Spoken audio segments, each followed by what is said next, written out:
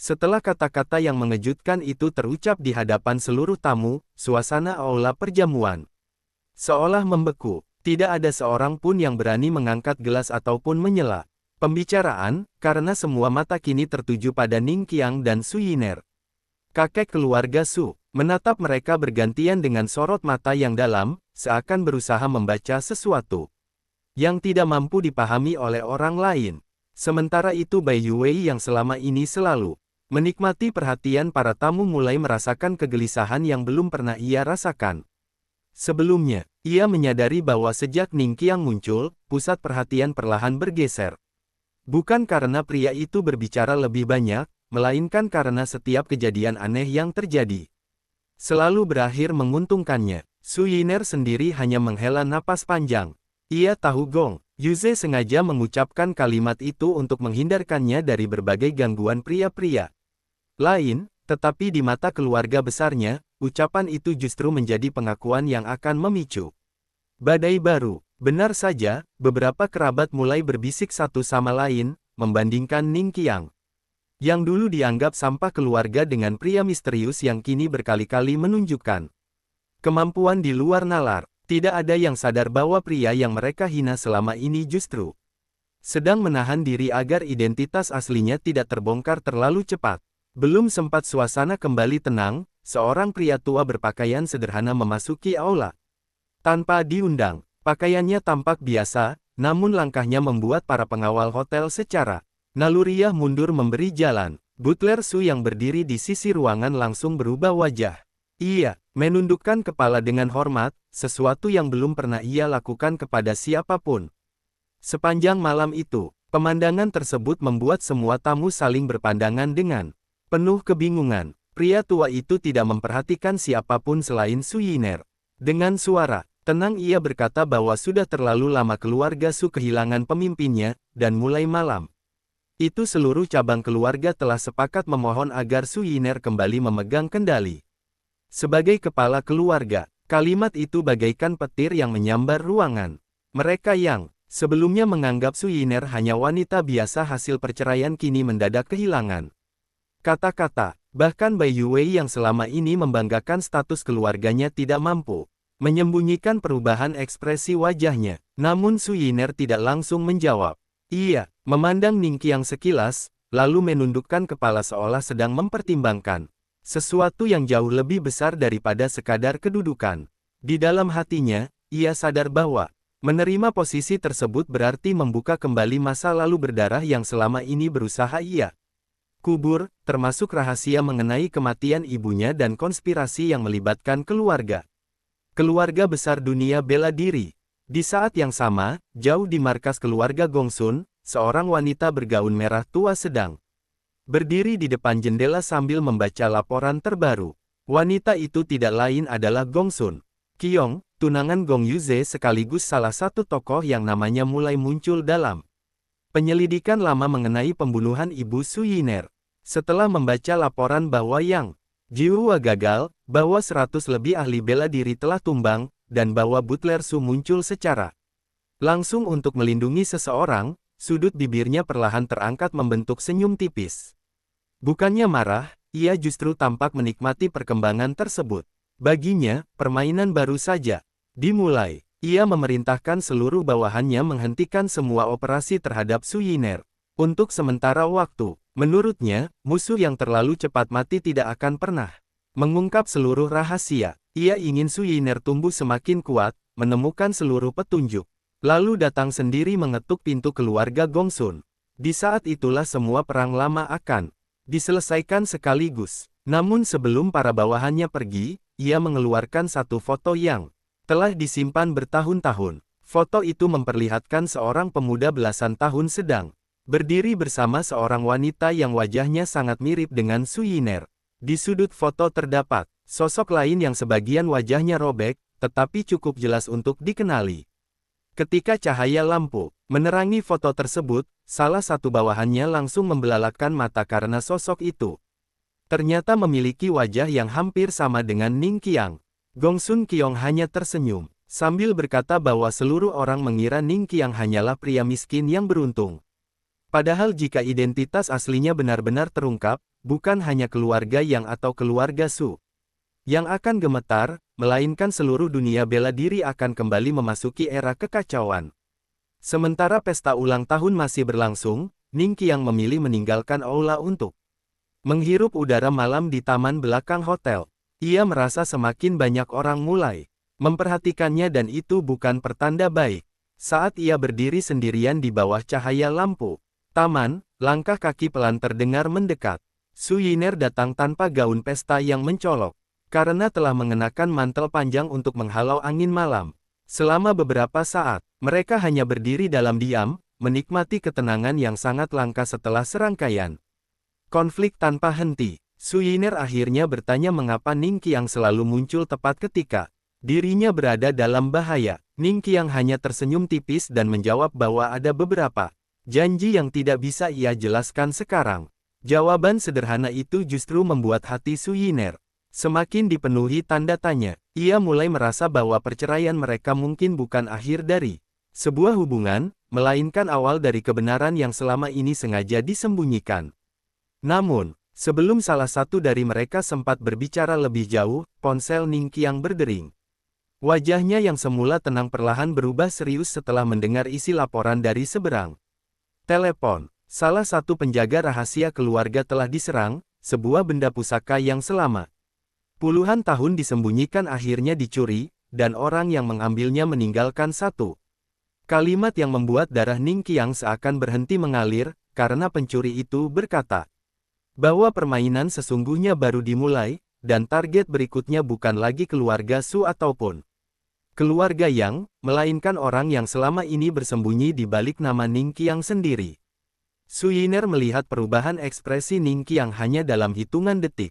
Pria yang selama ini selalu tampak santai kini memancarkan tekanan yang begitu berat hingga udara di taman terasa menyesakkan. Ia belum pernah melihat tatapan seperti itu sebelumnya, tatapan seseorang yang terbiasa mengendalikan keadaan tetapi baru saja menerima kabar yang bahkan tidak dapat ia abaikan. Ning Qiang perlahan memasukkan kembali ponselnya tanpa mengucapkan sepatah kata pun. Ia menatap langit malam yang dipenuhi awan gelap seolah sedang menghitung sesuatu di dalam pikirannya. Su Yiner ingin bertanya, namun nalurinya mengatakan bahwa saat ini bukan waktu yang tepat. Beberapa detik kemudian Ning Qiang akhirnya berbicara dengan suara pelan.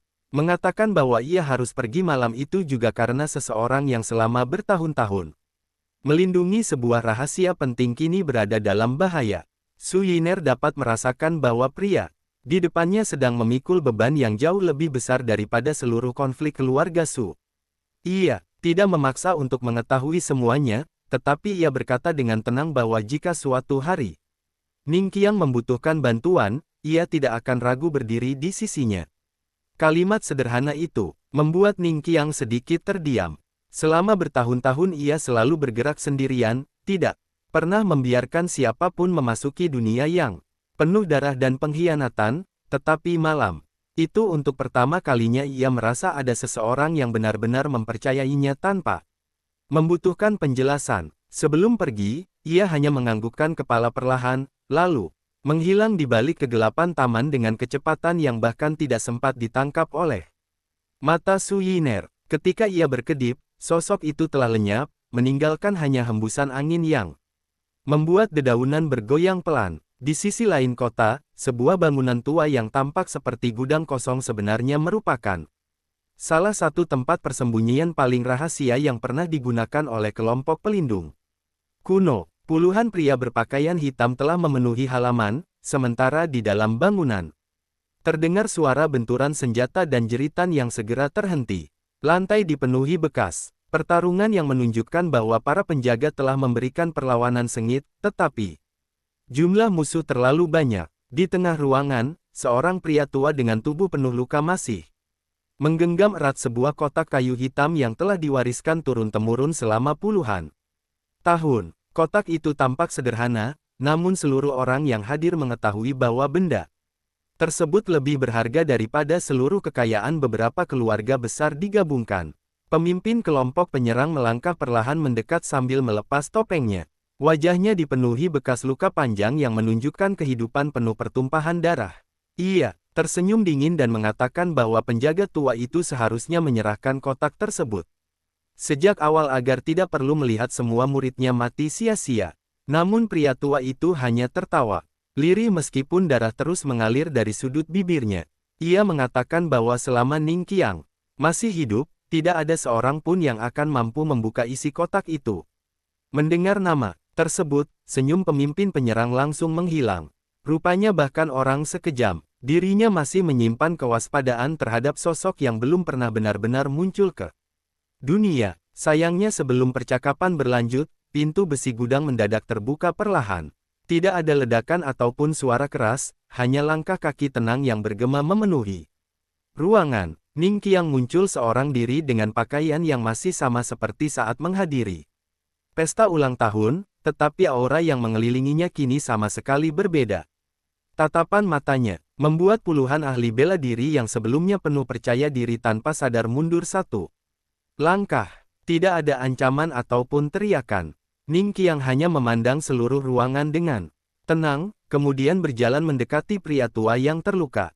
Setelah memastikan bahwa kotak kayu itu masih utuh, ia membantu pria tua tersebut duduk sambil menekan beberapa titik akupuntur untuk menghentikan pendarahan. Baru setelah itu ia berbalik menghadap para penyerang. Pemimpin mereka mencoba mempertahankan wibawanya dengan mengatakan bahwa jumlah mereka lebih dari 100 orang dan semuanya adalah ahli terbaik yang direkrut dari berbagai wilayah. Ia bahkan menyebut bahwa di belakang organisasinya berdiri seseorang yang tidak kalah kuat dibanding keluarga Su maupun keluarga Yang. Ning Qiang mendengarkan tanpa sedikit pun perubahan ekspresi. Ketika pria itu selesai berbicara, ia hanya mengucapkan satu kalimat pendek. bahwa kesempatan untuk pergi dengan selamat telah berakhir sejak mereka membunuh penjaga yang tidak bersalah. Kalimat tersebut membuat seluruh ruangan mendadak sunyi. Sesaat kemudian, para penyerang bergerak bersamaan dari segala arah. Cahaya pedang, tombak pendek, dan belati memenuhi ruangan, namun setiap serangan seolah kehilangan arah sebelum sempat menyentuh tubuh Ning Qiang. Gerakannya begitu sederhana sehingga sulit dipahami. Ia hanya melangkah, menggeser tubuh sedikit, lalu mengangkat tangan dengan gerakan yang tampak biasa. Akan tetapi, setiap kali tangannya bergerak, seorang ahli bela diri langsung terpental menghantam dinding. Kehilangan kemampuan bertarung hanya dalam satu serangan. Tidak ada gerakan yang berlebihan. Tidak ada kemarahan di wajahnya, hanya ketenangan mutlak yang justru jauh lebih menakutkan daripada amukan siapapun. Dalam waktu yang sangat singkat, puluhan orang telah tergeletak, memenuhi lantai. Mereka masih hidup, tetapi seluruh meridian utama mereka telah disegel, sehingga tidak akan mampu mengangkat senjata lagi selama bertahun-tahun. Pemimpin kelompok itu akhirnya mulai menyadari bahwa laporan mengenai Ning Qiang ternyata jauh lebih ringan daripada kenyataan yang sedang ia saksikan dengan mata kepala sendiri. Ketika pria itu mencoba melarikan diri, Ning Qiang muncul tepat di depannya tanpa diketahui. Bagaimana cara ia berpindah? Tubuh pemimpin kelompok itu membeku karena rasa takut yang belum pernah ia alami sepanjang hidupnya. Ning Qiang tidak langsung menyerangnya. Ia justru menanyakan satu hal, yaitu siapa orang yang memerintahkan pencurian kotak kayu tersebut. Pada awalnya pria itu tetap membisu, tetapi setelah merasakan tekanan luar biasa yang dipancarkan Ning Qiang, seluruh keberaniannya runtuh.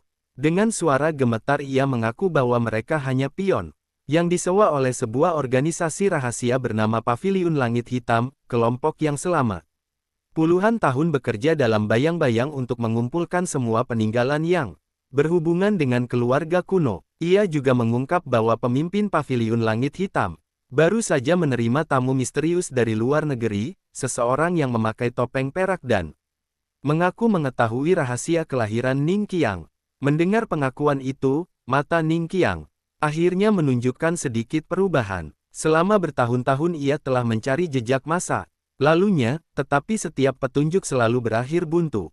Kini seseorang tiba-tiba mengetahui rahasia tersebut dan mulai bergerak secara terang-terangan. Ia menyadari bahwa semua konflik yang selama ini terjadi hanyalah permukaan dari rencana yang jauh lebih besar. Sementara itu, di tempat yang sangat jauh, seorang pria bertopeng perak sedang berdiri di atas balkon gedung tinggi sambil memandang cahaya kota yang berkilauan. Di tangannya terdapat sebuah foto lama yang memperlihatkan seorang anak kecil sedang digendong oleh wanita yang sama dengan foto milik Gong Sun Qiong. Pria bertopeng itu tersenyum tipis lalu membakar foto tersebut hingga menjadi abu. Dengan suara yang hampir tidak terdengar ia berkata bahwa setelah menunggu lebih dari 20 tahun, bidak terakhir akhirnya mulai bergerak, dan kali ini tidak ada seorang pun yang mampu menghentikan perang besar yang akan menentukan siapa penguasa sejati dunia bela diri maupun dunia bisnis. Ketika fajar mulai menyingsing di ufuk timur, gudang tua itu telah kembali sunyi. Para penyerang yang masih mampu bernapas dibawa pergi oleh anak buah Butler Su untuk diinterogasi, sementara para penjaga yang gugur memperoleh penghormatan terakhir dari rekan-rekan mereka. Ning Qiang berdiri seorang diri di depan peti kayu hitam yang baru saja berhasil diamankan. Tidak seorang pun berani mengganggunya, bahkan Butler Su hanya berdiri beberapa langkah di belakang dengan kepala tertunduk, menunggu perintah. Setelah sekian lama, Ning Qiang mengangkat tangan dan perlahan membuka lapisan luar peti tersebut. Tidak ada emas, tidak ada pusaka, bahkan tidak ada kitab bela diri seperti yang dibayangkan banyak orang. Di dalamnya hanya terdapat sebuah gulungan kain tua, sebuah cincin giok berwarna hitam kehijauan, dan sepucuk surat yang sudah mulai menguning dimakan usia. Ketika membuka surat itu, mata Ning Qiang langsung terpaku pada tulisan tangan yang sangat dikenalnya. Itu adalah tulisan ibunya. Tangannya yang selama ini tidak pernah gemetar saat menghadapi ratusan musuh kini sedikit bergetar ketika membaca kalimat pertama. Surat itu tidak berisi penjelasan panjang mengenai masa lalu, melainkan hanya beberapa kalimat. Yang ditulis dengan tergesa-gesa. Ibunya menulis bahwa apabila suatu hari Ning Qiang berhasil membaca surat tersebut, berarti seluruh musuh telah mulai bergerak keluar dari persembunyian mereka. Ia memperingatkan agar putranya tidak mempercayai siapapun yang mengaku sebagai sekutu, karena orang yang paling dekat justru bisa menjadi pengkhianat paling berbahaya. Pada menjelang malam berikutnya, Ning Qiang akhirnya tiba di sebuah kuil tua yang tersembunyi di pegunungan. Tempat itu tampak telah lama ditinggalkan, tetapi hanya sedikit orang yang mengetahui bahwa di bawah kuil tersebut terdapat ruang bawah tanah yang menyimpan arsip paling rahasia dari sebuah organisasi kuno. Seorang biksu tua telah menunggunya di depan pintu. Batu seolah mengetahui bahwa tamu itu pasti akan datang. Tanpa banyak kata, sang biksu menyerahkan sebuah kotak kecil yang telah disegel dengan teknik kuno. Ia mengatakan bahwa benda itu hanya boleh dibuka setelah Ning Qiang mengetahui isi surat ibunya. Ning Qiang memecahkan segel tersebut dengan hati-hati. Di dalamnya terdapat setengah keping liontin giok berbentuk naga. Begitu ia menggenggam liontin itu, cincin giok yang sebelumnya ditemukan di dalam peti kayu tiba-tiba memancarkan cahaya redup seolah saling beresonansi. Sang biksu memandang kedua benda itu dengan mata penuh kesedihan sebelum akhirnya mengungkapkan bahwa kedua pusaka tersebut hanyalah separuh dari kunci menuju tempat yang selama puluhan tahun dicari oleh semua keluarga besar. Tempat itu bukan gudang harta, bukan makam seorang pendekar, melainkan lokasi tersembunyi yang diyakini menyimpan warisan pendiri dunia bela diri modern. Barang siapa berhasil memperoleh warisan tersebut tidak hanya akan menguasai teknik yang melampaui batas manusia biasa, tetapi juga akan mengetahui seluruh kebenaran mengenai perang berdarah yang terjadi puluhan tahun silam, termasuk alasan mengapa keluarga Ning Qiang dimusnahkan dan mengapa ia harus disembunyikan sejak masih bayi. Saat kata-kata itu selesai diucapkan, lonceng tua di halaman kuil berbunyi perlahan tertiup angin malam, sementara jauh di kaki gunung tampak puluhan cahaya kendaraan bergerak mendekat dari berbagai arah. Tanpa perlu diberitahu, Ning Qiang sudah mengetahui bahwa berita mengenai keberadaan dua pusaka itu telah bocor, dan mulai malam itu bukan hanya satu atau dua keluarga yang akan memburunya, melainkan seluruh kekuatan besar yang selama ini bersembunyi di balik bayang-bayang akan turun tangan secara langsung untuk memperebutkan rahasia yang dapat mengubah keseimbangan dunia. Ketika fajar mulai menyingsing di ufuk timur, gudang tua itu telah kembali sunyi. Para penyerang yang masih mampu bernapas dibawa pergi oleh anak buah Butler Su untuk diinterogasi, sementara para penjaga yang gugur memperoleh penghormatan terakhir dari rekan-rekan mereka. Ning Qiang berdiri seorang diri di depan peti kayu hitam yang baru saja berhasil diamankan. Tidak seorang pun berani mengganggunya, bahkan Butler Su hanya berdiri beberapa langkah di belakang dengan kepala tertunduk, menunggu perintah. Setelah sekian lama, Ning Qiang mengangkat tangan dan perlahan membuka lapisan luar peti tersebut. Tidak ada emas, tidak ada pusaka, bahkan tidak ada kitab bela diri seperti yang dibayangkan banyak orang. Di dalamnya hanya terdapat sebuah gulungan kain tua, sebuah cincin giok berwarna hitam kehijauan, dan sepucuk surat yang sudah mulai menguning dimakan usia. Ketika membuka surat itu, mata Ning Qiang langsung terpaku pada tulisan tangan yang sangat dikenalnya. Itu adalah tulisan ibunya. Tangannya yang selama ini tidak pernah gemetar saat menghadapi ratusan musuh kini sedikit bergetar ketika membaca kalimat pertama. Surat itu tidak berisi penjelasan panjang mengenai masa lalu, melainkan hanya beberapa kalimat yang ditulis dengan tergesa-gesa. Ibunya menulis bahwa apabila suatu hari Ning Qiang berhasil membaca surat tersebut, berarti seluruh musuh telah mulai bergerak keluar dari persembunyian mereka. Ia memperingatkan agar putranya tidak mempercayai siapapun yang mengaku sebagai sekutu, karena orang yang paling dekat justru bisa menjadi pengkhianat paling berbahaya. Pada bagian akhir surat terdapat sebuah nama yang membuat seluruh tubuh Ning Qiang membeku. Nama itu bukan Gong Sun Qiong, bukan Yang Jiuhua, bahkan bukan Paviliun Langit Hitam, melainkan seseorang yang selama ini ia anggap telah meninggal lebih dari 20 tahun lalu. Sementara itu, Su Yiner yang kembali ke kediaman keluarga Su sama sekali tidak dapat menikmati ketenangan setelah pesta ulang tahun berakhir. Sejak menerima permintaan agar menjadi kepala keluarga, halaman rumah utama tidak pernah sepi dari kedatangan para tetua cabang. Mereka datang membawa dokumen, daftar aset, laporan bisnis, hingga daftar kekuatan dunia bela diri yang masih setia kepada keluarga Su. Seluruh keluarga besar seakan sedang bersiap menghadapi perang yang tidak diketahui kapan akan dimulai. Di ruang pertemuan utama, para tetua bergantian menyampaikan kondisi terkini. Beberapa cabang keluarga telah disusupi mata-mata, sejumlah perusahaan mulai ditekan oleh pihak asing, dan beberapa gudang penyimpanan obat-obatan langka mendadak menghilang dalam satu malam. Semakin banyak laporan yang masuk, semakin jelas bahwa ada tangan besar yang diam-diam sedang memotong seluruh sumber daya keluarga Su. Sedikit demi sedikit, Su Yiner mendengarkan semuanya dengan tenang. Wajahnya tidak lagi memperlihatkan keraguan seperti sebelumnya. Pengalaman pahit setelah perceraian, pengkhianatan dari orang-orang yang pernah ia percaya, serta berbagai ancaman yang terus berdatangan telah mengubah dirinya menjadi sosok yang jauh lebih matang. Dengan suara tenang ia memerintahkan seluruh cabang menghentikan perselisihan internal dan memusatkan semua kekuatan untuk mempertahankan keluarga. Para tetua saling berpandangan. Mereka tidak menyangka wanita yang selama ini dianggap hidup sederhana justru mampu mengambil keputusan dengan ketegasan. Seorang pemimpin sejati. Bahkan Butler Su yang baru saja tiba dari gudang tua tersenyum tipis. Ketika melihat perubahan tersebut, dalam hatinya ia berkata bahwa darah keluarga Su akhirnya benar-benar telah bangkit kembali. Di tempat lain, Gong Sun Kiong menerima laporan mengenai kegagalan total Paviliun Langit Hitam. Ia membaca setiap halaman dengan perlahan tanpa menunjukkan emosi sedikit pun.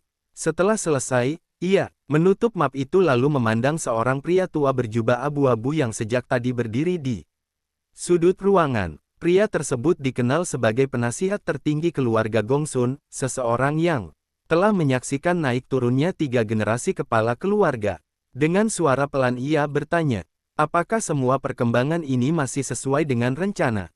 Sang penasihat tersenyum samar, dan mengatakan bahwa setiap langkah Ning Qiang justru membawa mereka semakin dekat kepada tujuan akhir. Semakin kuat pria itu menjadi, semakin cepat seluruh rahasia lama akan terbongkar. Gong Sun Kiong kemudian mengeluarkan papan catur dari kayu cendana. Di atas papan itu telah tersusun puluhan bidak dengan nama berbagai keluarga besar. Ia mengambil satu bidak bertuliskan nama keluarga yang lalu menyingkirkannya dari papan. Setelah itu ia memindahkan bidak keluarga Su lebih dekat ke posisi pusat, sedangkan bidak bertuliskan Ning Qiang diletakkan sendirian di tengah-tengah, menghadap seluruh bidak lainnya. Sang penasihat memperhatikan langkah tersebut, sebelum akhirnya berkata bahwa tidak pernah ada seorang pun dalam sejarah yang mampu bertahan ketika berdiri sendirian melawan semua kekuatan besar sekaligus. Namun Gong Sun Kiong justru tersenyum semakin lebar. Menurutnya, justru karena Ning Qiang berdiri sendirian, permainan ini menjadi jauh lebih menarik. Ia ingin melihat apakah legenda yang selama bertahun-tahun hanya terdengar sebagai bisikan benar-benar mampu mengubah takdir dunia. Menjelang malam berikutnya, Ning Qiang akhirnya tiba di sebuah kuil tua yang tersembunyi di pegunungan. Tempat itu tampak telah lama ditinggalkan, tetapi hanya sedikit orang yang mengetahui bahwa di bawah kuil tersebut terdapat ruang bawah tanah yang menyimpan arsip paling rahasia dari sebuah organisasi kuno. Seorang biksu tua telah menunggunya di depan pintu. Batu seolah mengetahui bahwa tamu itu pasti akan datang. Tanpa banyak kata, sang biksu menyerahkan sebuah kotak kecil yang telah disegel dengan teknik kuno. Ia mengatakan bahwa benda itu hanya boleh dibuka setelah Ning Qiang mengetahui isi surat ibunya. Ning Qiang memecahkan segel tersebut dengan hati-hati. Di dalamnya terdapat setengah keping liontin giok berbentuk naga. Begitu ia menggenggam liontin itu, cincin giok yang sebelumnya ditemukan di dalam peti kayu tiba-tiba memancarkan cahaya redup seolah saling beresonansi. Sang biksu memandang kedua benda itu dengan mata penuh kesedihan sebelum akhirnya mengungkapkan bahwa kedua pusaka tersebut hanyalah separuh dari kunci menuju tempat yang selama puluhan tahun dicari oleh semua keluarga besar. Tempat itu bukan gudang harta, bukan makam seorang pendekar, melainkan lokasi tersembunyi yang diyakini menyimpan warisan pendiri dunia bela diri modern. Barang siapa berhasil memperoleh warisan tersebut tidak hanya akan menguasai teknik yang melampaui batas manusia biasa, tetapi juga akan mengetahui seluruh kebenaran mengenai perang berdarah yang terjadi puluhan tahun silam, termasuk alasan mengapa keluarga Ning Qiang dimusnahkan dan mengapa ia harus disembunyikan sejak masih bayi. Saat kata-kata itu selesai diucapkan, lonceng tua di halaman kuil berbunyi perlahan tertiup angin malam, sementara jauh di kaki gunung tampak puluhan cahaya kendaraan bergerak mendekat dari berbagai arah. Tanpa perlu diberitahu, Ning Qiang sudah mengetahui bahwa berita mengenai keberadaan dua pusaka itu telah bocor, dan mulai malam itu bukan hanya satu atau dua keluarga yang akan memburunya, melainkan seluruh kekuatan besar yang selama ini bersembunyi di balik bayang-bayang akan turun tangan secara langsung untuk memperebutkan rahasia yang dapat mengubah keseimbangan dunia. Puluhan kendaraan berhenti hampir bersamaan di kaki gunung, namun tidak ada seorang pun yang tergesa-gesa menaiki tangga batu menuju kuil tua tersebut.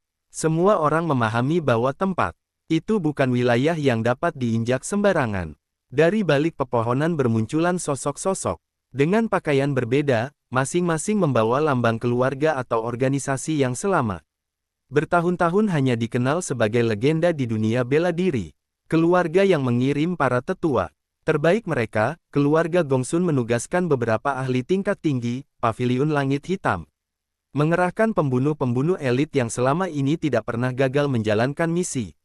Bahkan beberapa organisasi luar negeri yang sebelumnya tidak pernah ikut campur dalam urusan negeri Siakini ikut muncul dengan tujuan yang sama. Tidak ada seorang pun berbicara keras karena mereka mengetahui bahwa siapapun yang lebih dulu bergerak kemungkinan besar akan menjadi sasaran seluruh kelompok lainnya. Di tengah suasana yang dipenuhi kewaspadaan itu, seorang pria tua berjubah putih melangkah keluar dari kerumunan tanpa membawa senjata sedikit pun. Rambutnya telah memutih seluruhnya, tetapi sorot matanya masih tajam seperti pedang. Ia memperkenalkan dirinya sebagai utusan Dewan Sembilan Puncak, organisasi tertinggi yang selama puluhan tahun menjaga keseimbangan dunia bela diri tanpa pernah mencampuri urusan keluarga manapun. Kehadirannya langsung membuat para pemimpin kelompok saling berpandangan. Mereka tidak menyangka organisasi yang hampir tidak pernah muncul ke permukaan akhirnya turun tangan hanya karena dua keping pusaka yang berada di tangan Ning Qiang. Sang utusan mengangkat tangan memberi isyarat agar semua orang tetap tenang, lalu menyampaikan bahwa siapapun yang mencoba memasuki kuil tanpa izin akan dianggap melanggar aturan kuno dan menjadi musuh bersama Dewan Sembilan Puncak. Meskipun banyak orang tampak tidak puas, tidak ada yang cukup berani untuk menentang keputusan tersebut secara terang-terangan. Di dalam kuil, Ning Qiang telah mengetahui seluruh perkembangan itu melalui jaringan pengintai yang selama ini diam-diam bekerja untuknya. Namun wajahnya tetap tenang. Setelah menyimpan kembali cincin dan liontin giok ke dalam kotak khusus, ia duduk bersila di hadapan biksu tua.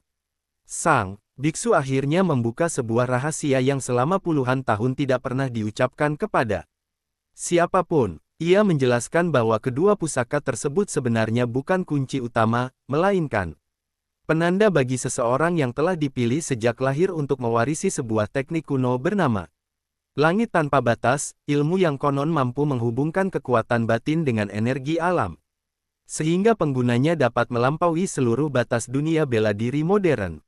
Namun warisan itu memiliki harga yang sangat mahal. Seluruh pewaris sebelumnya meninggal sebelum mampu menyempurnakan teknik tersebut karena mereka gagal melewati ujian terakhir, yaitu melepaskan seluruh keterikatan pribadi. Ning Qiang terdiam mendengar penjelasan itu. Ia teringat wajah ibunya, keluarga yang telah lama hilang, serta Su Yiner yang tanpa sadar mulai kembali mengisi ruang kosong di dalam hatinya. Sang biksu memperhatikan perubahan kecil pada ekspresi Ning Qiang lalu berkata bahwa jalan menuju kekuatan tertinggi tidak pernah hanya dipenuhi darah musuh, melainkan juga pengorbanan terhadap hal-hal yang paling dicintai seseorang. Kalimat itu menggema lama di dalam benak Ning Qiang, karena untuk pertama kalinya ia merasa bahwa musuh terberat yang akan dihadapinya mungkin bukan keluarga Gongsun ataupun organisasi rahasia lainnya, melainkan pilihan yang harus ia ambil ketika semua orang yang ingin ia lindungi berada dalam bahaya pada saat yang sama. Pada waktu yang hampir bersamaan, Su Yiner memimpin rapat darurat keluarga Su setelah menerima laporan bahwa berbagai cabang keluarga mulai diserang secara serentak. Gudang obat dibakar, perusahaan logistik disabotase, beberapa pimpinan cabang menghilang tanpa jejak, bahkan sejumlah ahli bela diri yang selama ini menjaga wilayah keluarga ditemukan terluka parah. Semua serangan dilakukan dengan sangat rapi sehingga hampir tidak meninggalkan petunjuk. Para tetua mulai panik dan mengusulkan agar seluruh kekuatan dikumpulkan untuk mempertahankan markas utama. Namun Su Yiner justru menolak usulan tersebut. Ia menyadari bahwa tujuan musuh bukan sekadar menghancurkan keluarga Su, melainkan memancing seluruh kekuatan berkumpul di satu tempat agar lebih mudah dijebak. Dengan ketegasan yang mengejutkan semua orang, ia memerintahkan agar setiap cabang mempertahankan wilayah masing-masing sambil membentuk jalur komunikasi rahasia. Butler Su yang duduk di sampingnya mengangguk penuh penghormatan. Semakin lama ia memandang wanita muda itu, semakin jelas bahwa kepemimpinan keluarga Su akhirnya kembali berada di tangan orang yang tepat.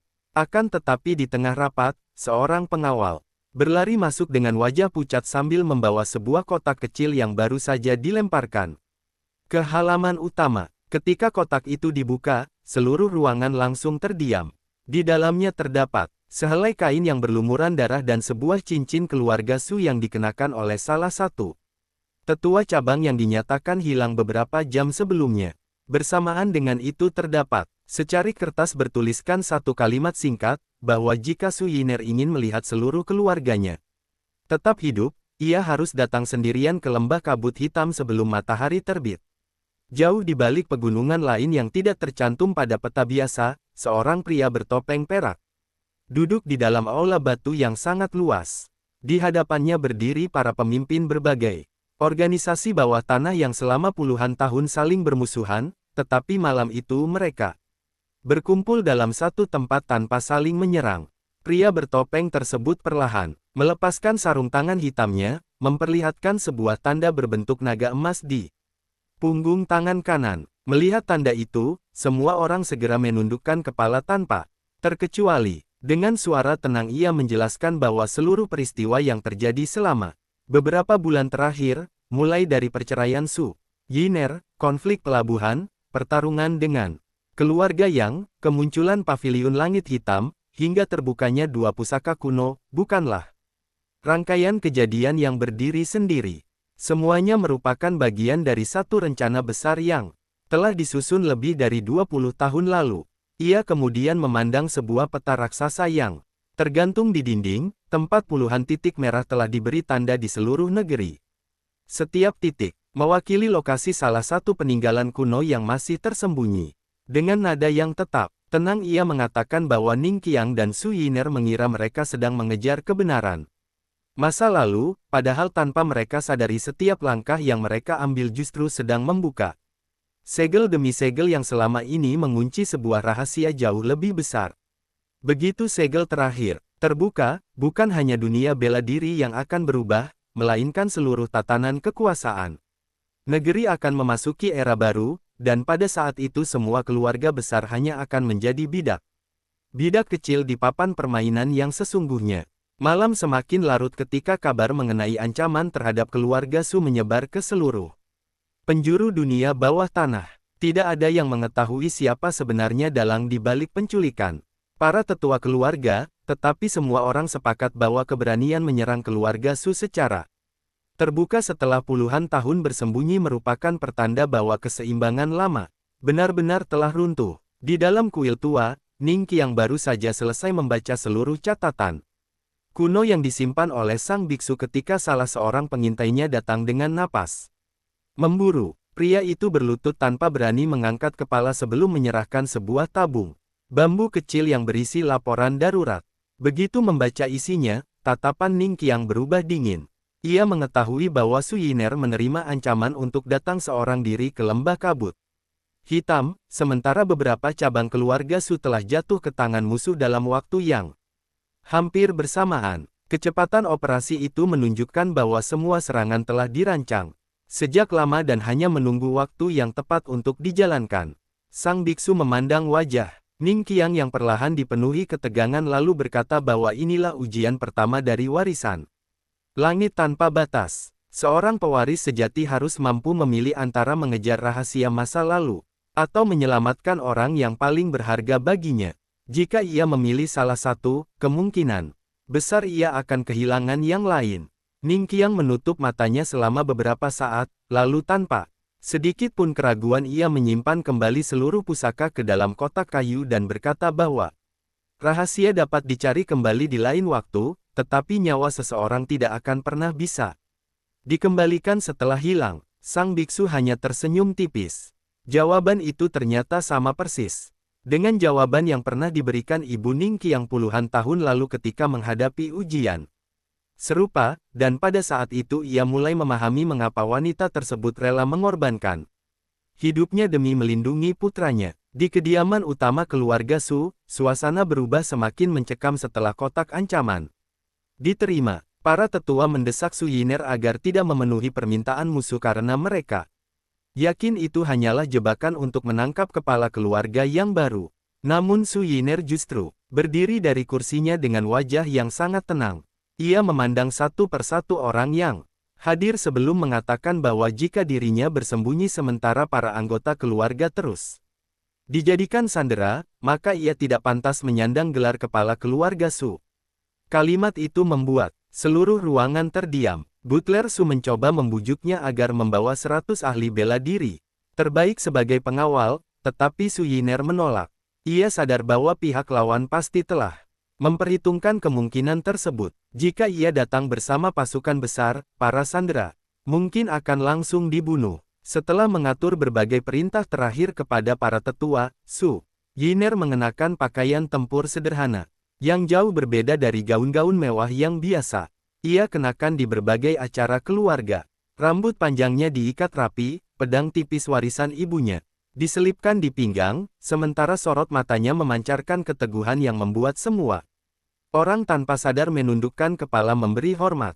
Saat ia melangkah meninggalkan gerbang utama, Butler Su diam-diam mengirim beberapa pengintai terbaik untuk mengikuti dari kejauhan. Ia mengetahui bahwa wanita itu pasti akan marah jika mengetahui tindakannya, tetapi sebagai pelayan yang telah mengabdikan hidup kepada keluarga Su, ia tidak sanggup membiarkan kepala keluarga berjalan sendirian menuju tempat yang kemungkinan besar telah dipenuhi pembunuh. Lembah kabut hitam berada di wilayah pegunungan yang hampir tidak pernah disentuh manusia. Kabut tebal menutupi seluruh jalur masuk sehingga siapapun yang tidak memahami medan dapat tersesat selama berhari-hari. Ketika Su Yiner akhirnya tiba menjelang fajar, lembah itu tampak sunyi.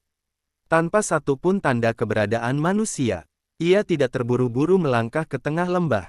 Pengalamannya selama bertahun-tahun mengajarkan bahwa kesunyian seringkali jauh lebih berbahaya daripada suara pertempuran. Benar saja, beberapa langkah setelah memasuki area utama, puluhan sosok berjubah hitam muncul perlahan dari balik kabut, mengepungnya dari segala arah.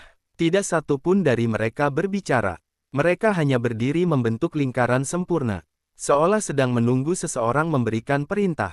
Beberapa saat kemudian seorang wanita bertopeng emas melangkah keluar sambil membawa tongkat hitam berukir naga. Suaranya terdengar tenang namun penuh wibawa ketika ia mengatakan bahwa Su Yiner memang pantas disebut pewaris keluarga Su karena berani datang seorang diri demi menyelamatkan orang lain. Namun ia juga mengatakan bahwa keberanian tanpa kekuatan hanyalah bentuk lain dari kebodohan. Wanita itu kemudian mengangkat tangannya, dan para sandera keluarga Su dibawa keluar dalam keadaan terikat. Mereka masih hidup, tetapi jelas telah mengalami penyiksaan. Salah seorang tetua, yang tubuhnya dipenuhi luka berteriak meminta Su Yiner segera pergi dan tidak memedulikan mereka. Mendengar itu, wanita bertopeng emas hanya tertawa pelan lalu berkata bahwa semua orang selalu mengira penculikan ini bertujuan memancing kepala keluarga Su, padahal tujuan sebenarnya jauh lebih sederhana. Ia ingin memastikan apakah wanita di hadapannya benar-benar telah membangkitkan teknik Red Das Dava hingga tingkat yang selama ini hanya tercatat dalam legenda. Pada saat yang sama, beberapa kilometer dari lembah tersebut, Ning Qiang berlari melintasi lereng gunung dengan kecepatan yang hampir mustahil diikuti mata manusia. Di belakangnya hanya ada Satu orang yang mampu mengimbangi langkah itu, yaitu Butler Su yang akhirnya memilih muncul secara terbuka setelah mengetahui bahwa identitasnya sudah tidak mungkin lagi disembunyikan. Sepanjang perjalanan Butler Su menceritakan sebuah rahasia yang selama ini dikuburnya rapat. 22 tahun yang lalu, malam ketika keluarga Ning diserang, sebenarnya bukan hanya keluarga Ning yang menjadi sasaran. Keluarga Su juga mengalami pembantaian besar secara diam-diam. Kedua keluarga itu memiliki hubungan yang jauh lebih erat daripada yang diketahui dunia luar. Bahkan sebelum tragedi terjadi, telah ada kesepakatan antara kedua kepala keluarga untuk menjodohkan Ning Qiang dan Su Yiner sejak mereka masih bayi sebagai simbol penyatuan dua garis keturunan terkuat. Namun sebelum pernikahan itu dapat diwujudkan, konspirasi besar menghancurkan kedua keluarga sekaligus. Karena alasan itulah ibu Ning Qiang dan ibu Su Yiner rela mempertaruhkan nyawa demi menyelamatkan anak-anak mereka. Mendengar pengakuan tersebut, langkah Ning Qiang terhenti sesaat. Selama ini ia mengira hubungannya dengan Su Yiner hanyalah hasil pertemuan takdir yang kebetulan, tetapi ternyata benang merah itu telah dirajut jauh sebelum mereka lahir. Belum sempat ia mencerna seluruh kenyataan tersebut, langit di atas lembah kabut hitam tiba-tiba berubah gelap meskipun matahari hampir terbit. Kabut berputar membentuk pusaran raksasa, lalu dari tengah lembah memancar gelombang energi yang begitu kuat hingga seluruh burung di pegunungan beterbangan ketakutan. Butler Su langsung berubah pucat. Dengan suara yang nyaris berbisik ia mengatakan bahwa seseorang telah berhasil memaksa Su Yiner membangkitkan tingkat pertama dari langit merah berdarah, teknik terlarang keluarga Su yang hanya akan muncul ketika pemiliknya berada di ambang kehilangan segala sesuatu yang ingin ia lindungi, dan sekali teknik itu aktif, tidak ada seorang pun yang dapat memastikan apakah Su Yiner akan tetap menjadi dirinya sendiri atau berubah menjadi sosok yang bahkan lebih mengerikan daripada semua musuh yang selama ini mereka hadapi. Gelombang energi merah yang meledak dari pusat lembah kabut hitam menyapu seluruh pegunungan seperti badai tak kasat mata. Pepohonan tua berguncang hebat, bebatuan retak satu demi satu, sementara kabut yang selama ratusan tahun menyelimuti lembah tersibak hingga memperlihatkan tanah hitam yang dipenuhi bekas reruntuhan bangunan kuno. Para ahli bela diri berjubah hitam yang semula mengepung Su Yiner tidak lagi mampu mempertahankan formasi mereka. Beberapa orang terlempar puluhan meter hanya karena terkena hembusan energi yang keluar dari tubuh wanita itu.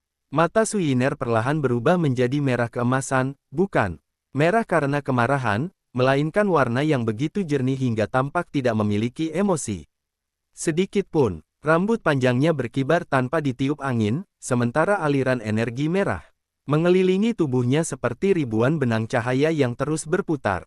Wanita bertopeng emas, yang sejak awal terlihat begitu percaya diri akhirnya kehilangan ketenangannya. Ia memang berniat memaksa Su Yiner membangkitkan langit merah berdarah agar dapat memastikan ramalan lama. Tetapi ia tidak pernah menyangka bahwa kebangkitan itu akan berlangsung begitu sempurna. Menurut seluruh catatan kuno, tidak ada seorang pun pewaris keluarga Su dalam 100 tahun terakhir yang mampu langsung memasuki tahap pertama tanpa kehilangan kesadaran. Namun Su Yiner masih berdiri tegak, hanya saja sorot matanya kini begitu dingin sehingga bahkan para sandera yang mengenalnya pun tidak berani memanggil namanya. Wanita bertopeng emas akhirnya mengangkat tongkat hitamnya dan memberi isyarat kepada seluruh pasukan untuk menyerang. Secara bersamaan, ia tahu bahwa jika dibiarkan beberapa menit lagi, kekuatan Su Yiner mungkin akan berkembang ke tahap yang jauh lebih sulit dikendalikan.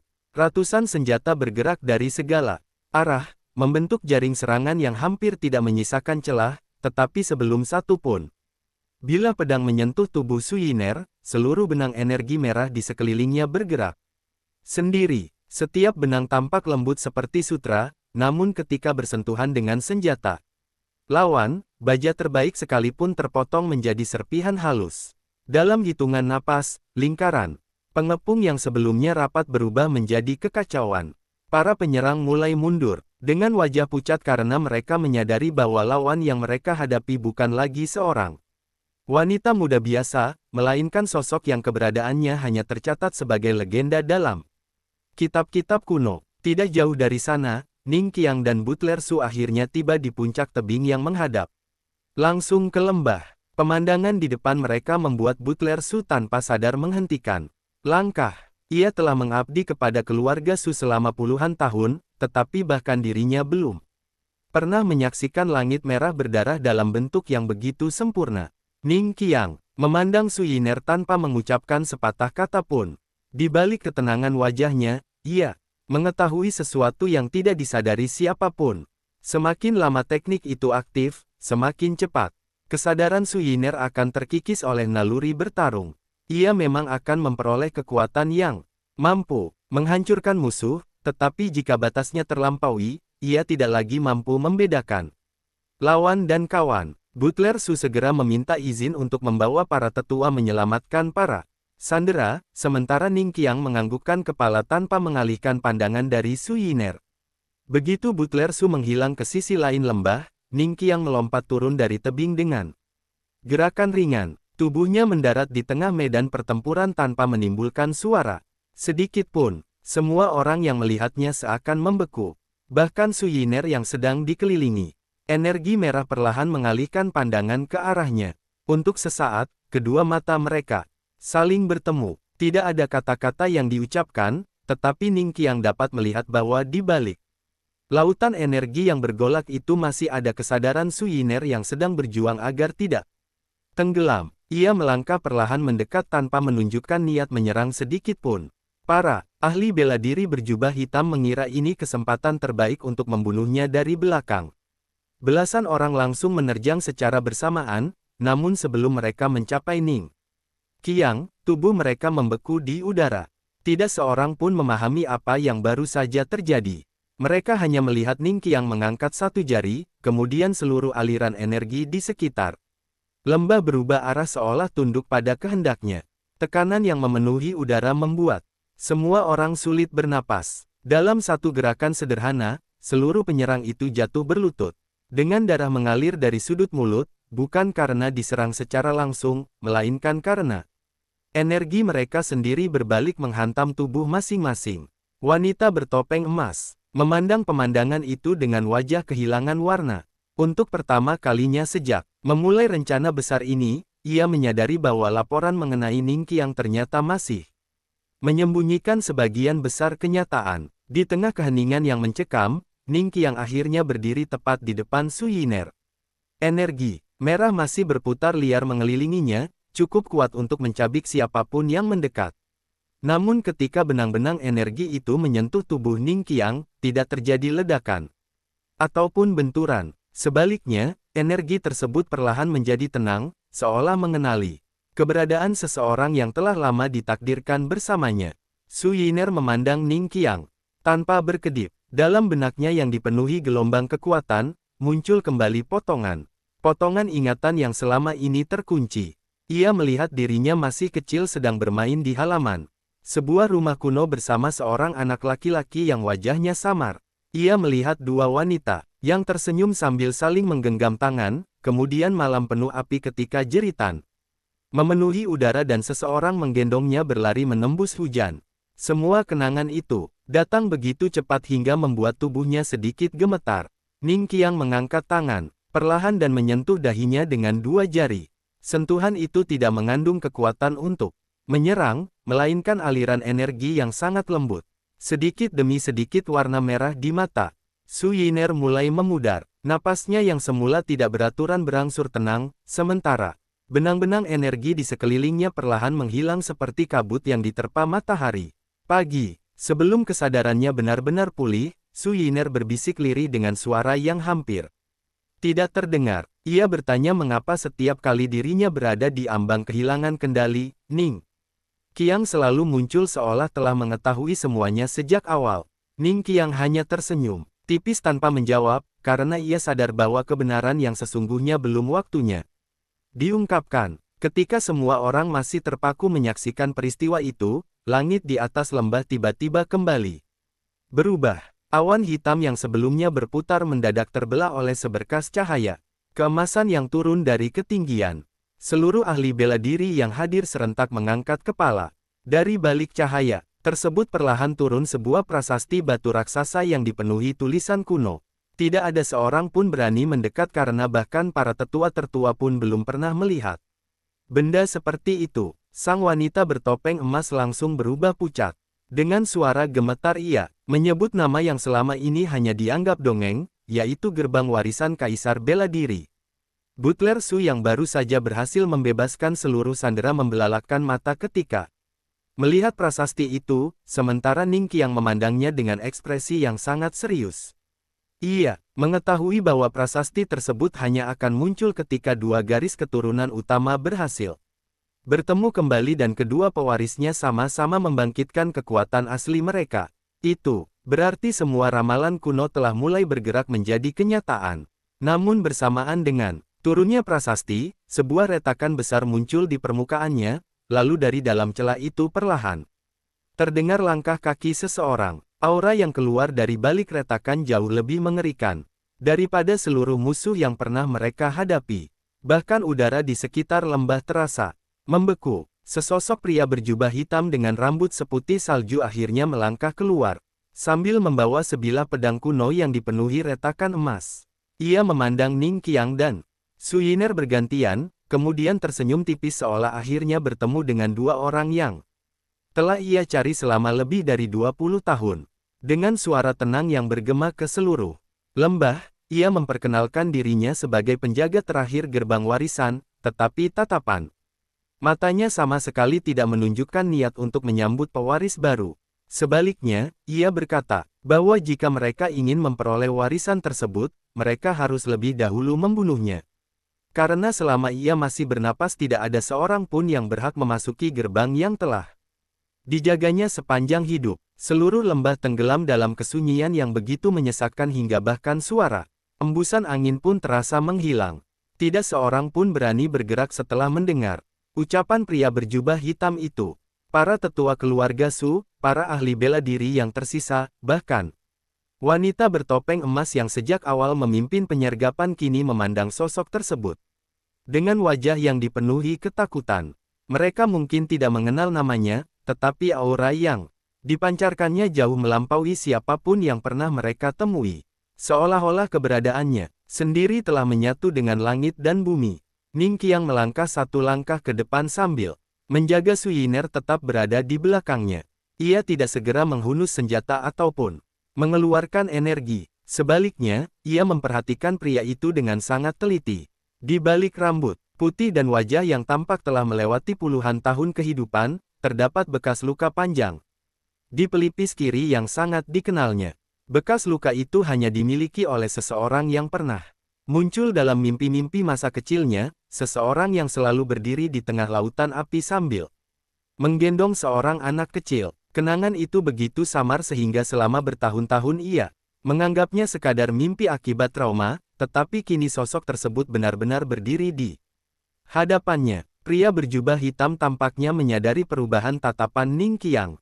Ia tersenyum tipis, lalu berkata bahwa ingatan manusia memang rapuh, terlebih ketika sengaja disegel.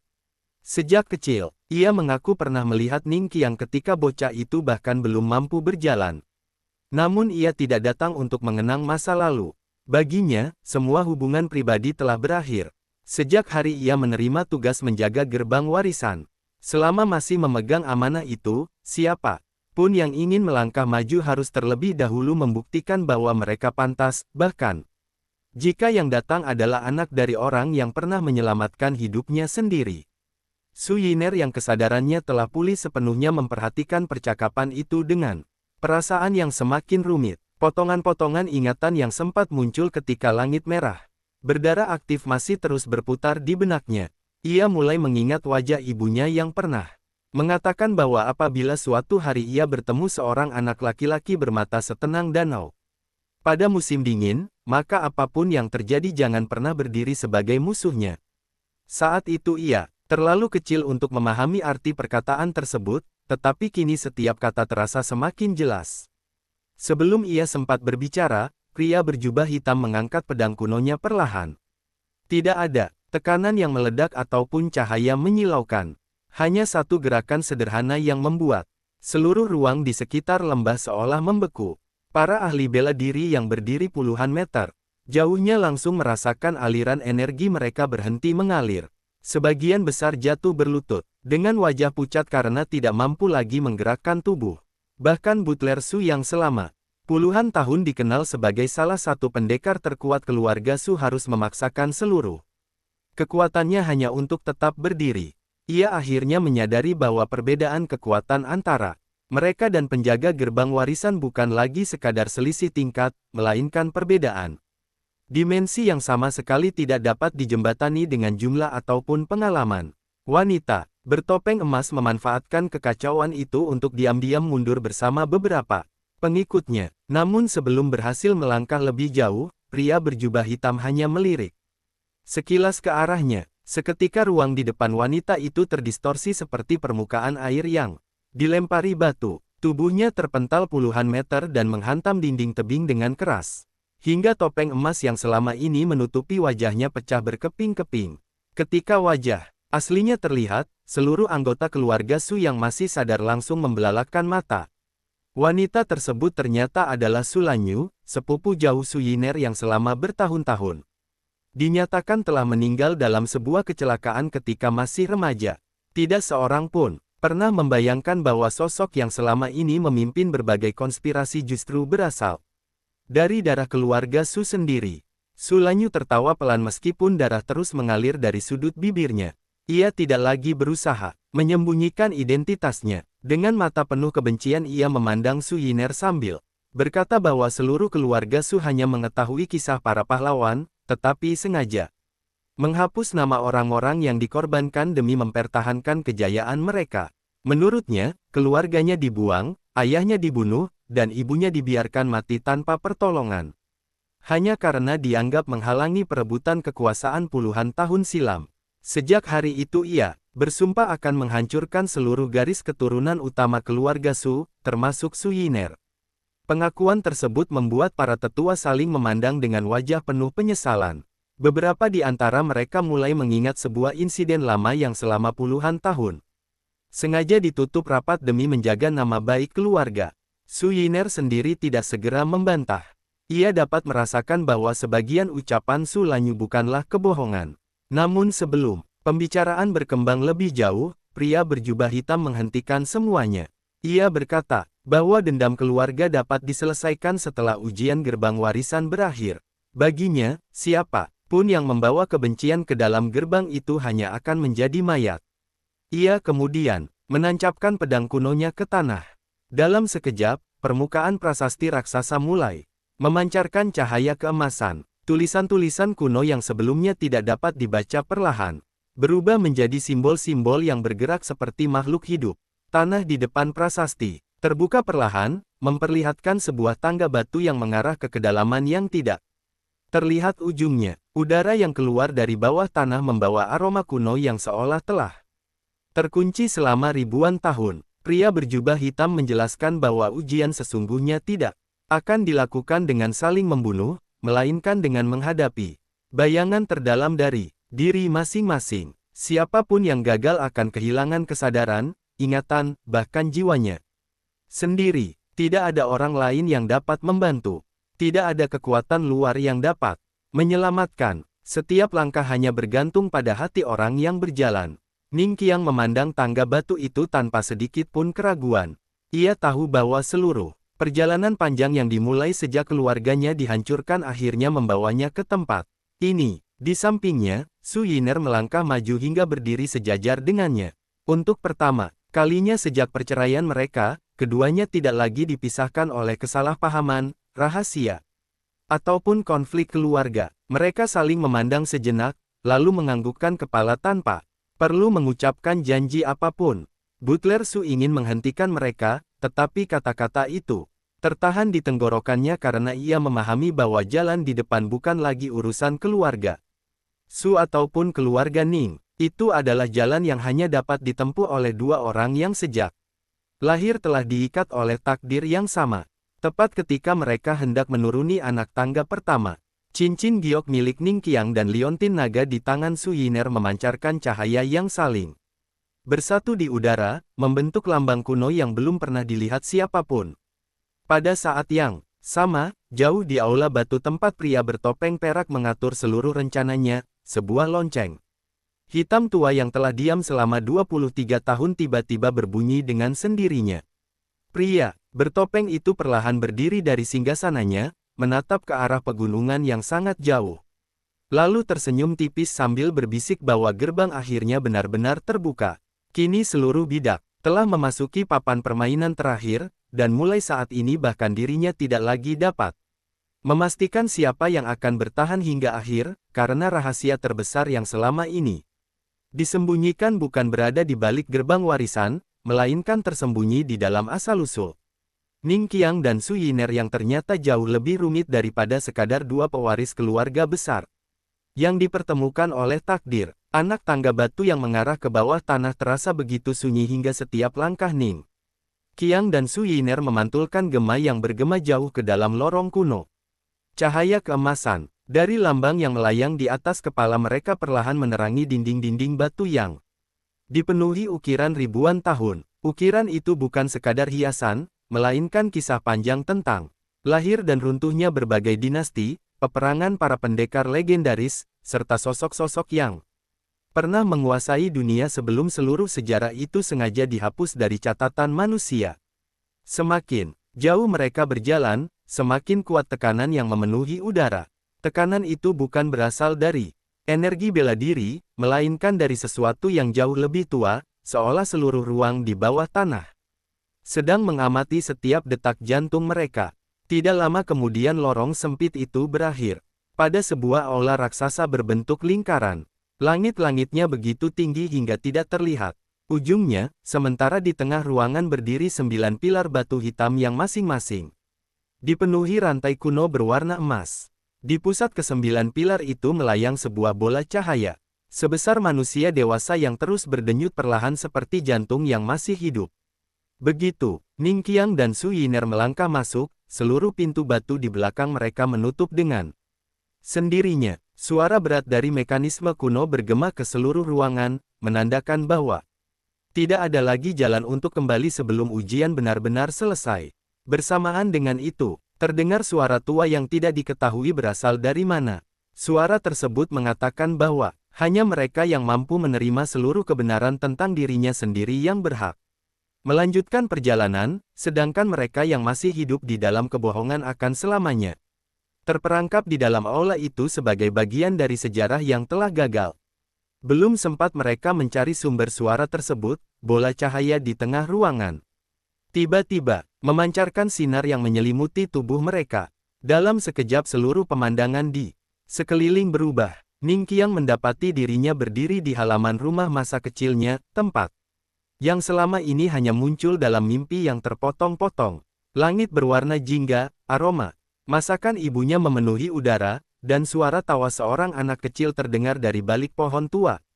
Di halaman, dengan napas yang perlahan menjadi berat, ia berjalan mengikuti suara itu hingga melihat seorang anak laki-laki berusia sekitar 5 tahun sedang berlatih memegang pedang kayu bersama seorang gadis kecil yang tertawa setiap kali bocah itu terjatuh. Gadis kecil itu tidak lain adalah Su Yiner ketika masih kecil. Mereka berlari mengelilingi halaman tanpa mengetahui bahwa beberapa orang dewasa sedang memperhatikan mereka dari kejauhan dengan senyum hangat. Di antara orang-orang itu berdiri ayah Ning Qiang dan ayah Su Yiner yang sedang berbicara mengenai masa depan kedua anak tersebut. Mereka saling berjanji bahwa apabila dunia tetap damai, kedua anak itu akan tumbuh bersama dan suatu hari memimpin dua keluarga besar sebagai satu keluarga. Melihat semua itu, dada Ning Qiang terasa sesak. Selama ini ia tidak pernah mengingat bahwa dirinya dan Su Yiner ternyata benar-benar pernah bertemu sebelum tragedi terjadi. Namun suasana damai itu hanya bertahan sesaat. Langit perlahan berubah merah.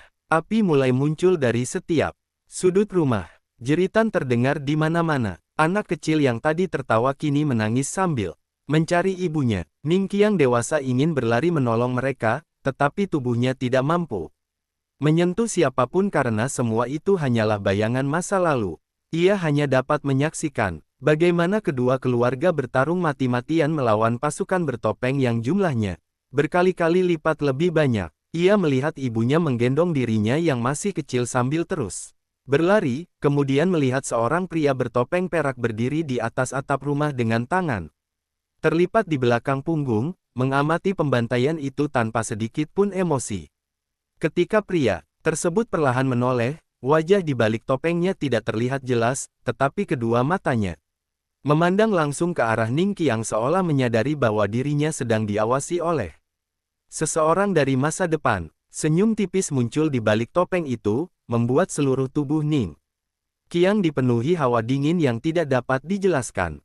Di sisi lain aula, Su Yiner juga memasuki ilusi yang sama sekali berbeda. Ia berdiri di sebuah taman. Bunga yang selalu muncul dalam kenangan masa kecilnya.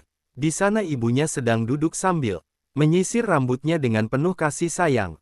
Tidak ada peperangan, tidak ada darah, hanya ketenangan yang selama bertahun-tahun selalu ia rindukan. Air mata perlahan mengalir di pipinya ketika ibunya mengusap wajahnya sambil berkata bahwa apapun yang terjadi nanti, jangan pernah membenci dunia hanya karena dunia pernah menyakitinya. Su Yiner berlutut di hadapan sosok itu, sambil mencoba memeluknya, tetapi tubuh ibunya berubah menjadi cahaya yang perlahan menghilang. Taman yang indah seketika berubah menjadi padang tandus. Dari kejauhan muncul puluhan bayangan hitam yang satu persatu berubah menjadi wajah orang-orang yang pernah mengkhianatinya, mantan suaminya ketika masih dipenuhi kesalahpahaman, kerabat yang menghinanya, Bai Yuwei, Su Lanyu, para tetua yang menutup mata terhadap penderitaan keluarganya, hingga akhirnya seluruh bayangan itu berubah menjadi wajah Ning Qiang. Sosok Ning Qiang di dalam ilusi itu memandangnya tanpa ekspresi lalu berkata bahwa semua penderitaan yang dialaminya berasal dari keputusan yang salah, termasuk keputusannya mempercayai orang lain. Kata-kata itu menusuk hati Su Yiner lebih dalam daripada pedang manapun. Sesaat kemarahan mulai memenuhi pikirannya, energi langit merah berdarah kembali bergetar di dalam tubuhnya, berusaha mengambil alih kesadarannya. Namun tepat ketika amarah itu hampir meledak, ia teringat kembali senyum ibunya beberapa saat sebelumnya. Perlahan ia mengembuskan napas panjang lalu menutup kedua matanya. Ketika membukanya kembali, ia memandang seluruh bayangan itu dengan tenang. Ia berkata bahwa masa lalu memang tidak dapat diubah, tetapi ia tidak akan lagi. Bagian akhir surat terdapat sebuah nama yang membuat seluruh tubuh Ning Qiang membeku. Nama itu bukan Gongsun Qiong, bukan Yang Jiuhua, bahkan bukan Paviliun Langit Hitam, melainkan seseorang yang selama ini ia anggap telah meninggal lebih dari 20 tahun lalu. Sementara itu, Su Yiner yang kembali ke kediaman keluarga Su sama sekali tidak dapat menikmati ketenangan setelah pesta ulang tahun berakhir. Sejak menerima permintaan agar menjadi kepala keluarga, halaman rumah utama tidak pernah sepi dari kedatangan para tetua cabang.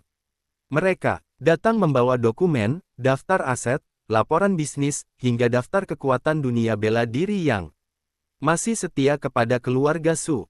Seluruh keluarga besar seakan sedang bersiap menghadapi perang yang tidak diketahui kapan akan dimulai. Di ruang pertemuan utama, para tetua bergantian menyampaikan kondisi terkini. Beberapa cabang keluarga telah disusupi mata-mata, sejumlah perusahaan mulai ditekan oleh pihak asing, dan beberapa gudang penyimpanan obat-obatan langka mendadak menghilang dalam satu malam. Semakin banyak laporan yang masuk, semakin jelas bahwa ada tangan besar yang diam-diam sedang memotong seluruh sumber daya keluarga Su. Sedikit demi sedikit, Su Yiner mendengarkan semuanya dengan tenang. Wajahnya tidak lagi memperlihatkan keraguan seperti sebelumnya. Pengalaman pahit setelah perceraian, pengkhianatan dari orang-orang yang pernah ia percaya, serta berbagai ancaman yang terus berdatangan telah mengubah dirinya menjadi sosok yang jauh lebih matang. Dengan suara tenang ia memerintahkan seluruh cabang menghentikan perselisihan internal dan memusatkan semua kekuatan untuk mempertahankan keluarga. Para tetua saling berpandangan. Mereka tidak menyangka wanita yang selama ini dianggap hidup sederhana justru mampu mengambil keputusan dengan ketegasan. Seorang pemimpin sejati. Bahkan Butler Su yang baru saja tiba dari gudang tua tersenyum tipis ketika melihat perubahan tersebut. Dalam hatinya ia berkata bahwa darah keluarga Su akhirnya benar-benar telah bangkit kembali. Di tempat lain, Gongsun Qiong menerima laporan mengenai kegagalan total Paviliun Langit Hitam. Ia membaca setiap halaman dengan perlahan tanpa menunjukkan emosi sedikit pun. Setelah selesai, ia menutup map itu lalu memandang seorang pria tua berjubah abu-abu yang sejak tadi berdiri di sudut ruangan. Pria tersebut dikenal sebagai penasihat tertinggi keluarga Gongsun, seseorang yang telah menyaksikan naik turunnya 3 generasi kepala keluarga. Dengan suara pelan ia bertanya, apakah semua perkembangan ini masih sesuai dengan rencana? Sang penasihat tersenyum samar, dan mengatakan bahwa setiap langkah Ning Qiang justru membawa mereka semakin dekat kepada tujuan akhir. Semakin kuat pria itu menjadi, semakin cepat seluruh rahasia lama akan terbongkar. Gongsun Qiong kemudian mengeluarkan papan catur dari kayu cendana. Di atas papan itu telah tersusun puluhan bidak dengan nama berbagai keluarga besar. Ia mengambil satu bidak bertuliskan nama keluarga yang lalu menyingkirkannya dari papan. Setelah itu ia memindahkan bidak keluarga Su lebih dekat ke posisi pusat, sedangkan bidak bertuliskan Ning Qiang diletakkan sendirian di tengah-tengah, menghadap seluruh bidak lainnya. Sang penasihat memperhatikan langkah tersebut, sebelum akhirnya berkata bahwa tidak pernah ada seorang pun dalam sejarah yang mampu bertahan ketika berdiri sendirian melawan semua kekuatan besar sekaligus. Namun Gongsun Qiong justru tersenyum semakin lebar. Menurutnya, justru karena Ning Qiang berdiri sendirian, permainan ini menjadi jauh lebih menarik. Ia ingin melihat apakah legenda yang selama bertahun-tahun hanya terdengar sebagai bisikan benar-benar mampu mengubah takdir dunia. Pria tua itu mengangkat tangan perlahan. Seketika ribuan bintang di langit bergerak membentuk gambar-gambar yang terus berubah. Ning Qiang dan Su Yiner melihat bagaimana dunia pada masa yang sangat kuno ternyata tidak pernah terbagi menjadi keluarga-keluarga besar seperti sekarang. Dahulu hanya ada satu organisasi agung yang bertugas menjaga keseimbangan antara manusia dan kekuatan yang tidak seharusnya memasuki dunia. Organisasi itu disebut Istana Tianyuan. Para anggotanya berasal dari berbagai garis keturunan terbaik, hidup sebagai satu keluarga tanpa memandang nama marga. Namun seiring berjalannya waktu, muncul sekelompok orang yang menginginkan kekuatan lebih besar. Mereka mencoba membuka segel langit untuk memperoleh energi yang mampu membuat manusia hidup jauh melampaui batas usianya. Percobaan itu gagal, dan melahirkan bencana yang hampir memusnahkan seluruh peradaban. Demi menghentikan kehancuran tersebut, pendiri Istana Tianyuan membagi kekuatan utama menjadi 2 warisan. Warisan pertama diwariskan kepada garis keturunan yang kelak menjadi leluhur keluarga Ning. Sedangkan warisan kedua diserahkan kepada leluhur keluarga Su. Kedua garis keturunan itu diperintahkan untuk tidak pernah bersatu kecuali pada saat dunia kembali berada di ambang kehancuran. Sejak saat itu seluruh sejarah sengaja diputarbalikkan agar tidak ada seorang pun mengetahui asal-usul mereka yang sebenarnya. Bahkan nama keluarga Ning dan keluarga Su hanyalah identitas baru yang diciptakan untuk menyembunyikan pewaris asli. Pria tua itu kemudian memandang Ning Qiang dengan sorot mata yang dalam dan berkata bahwa darah yang mengalir di tubuhnya bukan sekadar darah keluarga Ning, melainkan darah pemimpin terakhir Istana Tianyuan. Sementara Su Yiner bukan hanya pewaris keluarga Su, melainkan keturunan langsung penjaga segel langit yang selama ribuan tahun bertugas memastikan keseimbangan dunia tidak kembali runtuh. Mendengar semua itu, keduanya hanya mampu berdiri dalam diam. Mereka telah menduga bahwa masa lalu mereka menyimpan banyak rahasia, tetapi tidak pernah membayangkan bahwa seluruh kehidupan mereka hanyalah bagian kecil dari sejarah yang jauh lebih besar. Di luar ruang warisan, keadaan berubah semakin kacau. Retakan pada 9 pilar akhirnya mencapai bagian dasar. Dengan suara yang mengguncang seluruh pegunungan, rantai terakhir terputus. Dari celah yang menganga di bawah aula muncul kabut hitam pekat yang begitu dingin. Hingga rumput-rumput di sekitar pintu masuk langsung membeku. Penjaga gerbang warisan yang sejak awal berdiri tanpa emosi kini mencengkeram gagang pedangnya begitu erat hingga buku-buku jarinya memutih. Ia memahami bahwa sesuatu yang paling ia takutkan akhirnya benar-benar terjadi. Dari dasar jurang terdengar suara tawa pelan yang perlahan berubah menjadi gema panjang, memenuhi seluruh gunung. Tawa itu tidak terdengar keras, namun setiap orang yang mendengarnya merasakan rasa takut yang berasal dari naluri terdalam. Butler Su segera memerintahkan semua orang mundur sejauh mungkin, tetapi tidak ada yang sempat bergerak. Kabut hitam tiba-tiba membentuk pusaran raksasa, lalu perlahan muncul sebuah tangan berwarna gelap yang ukurannya beberapa kali lebih besar daripada tubuh manusia. Tangan itu mencengkeram tepi lantai batu dengan sangat perlahan sebelum sosok pemiliknya mulai bangkit sedikit demi sedikit. Tubuhnya diselimuti rantai-rantai kuno yang telah berkarat, sementara dadanya dipenuhi segel bercahaya yang kini mulai padam satu persatu.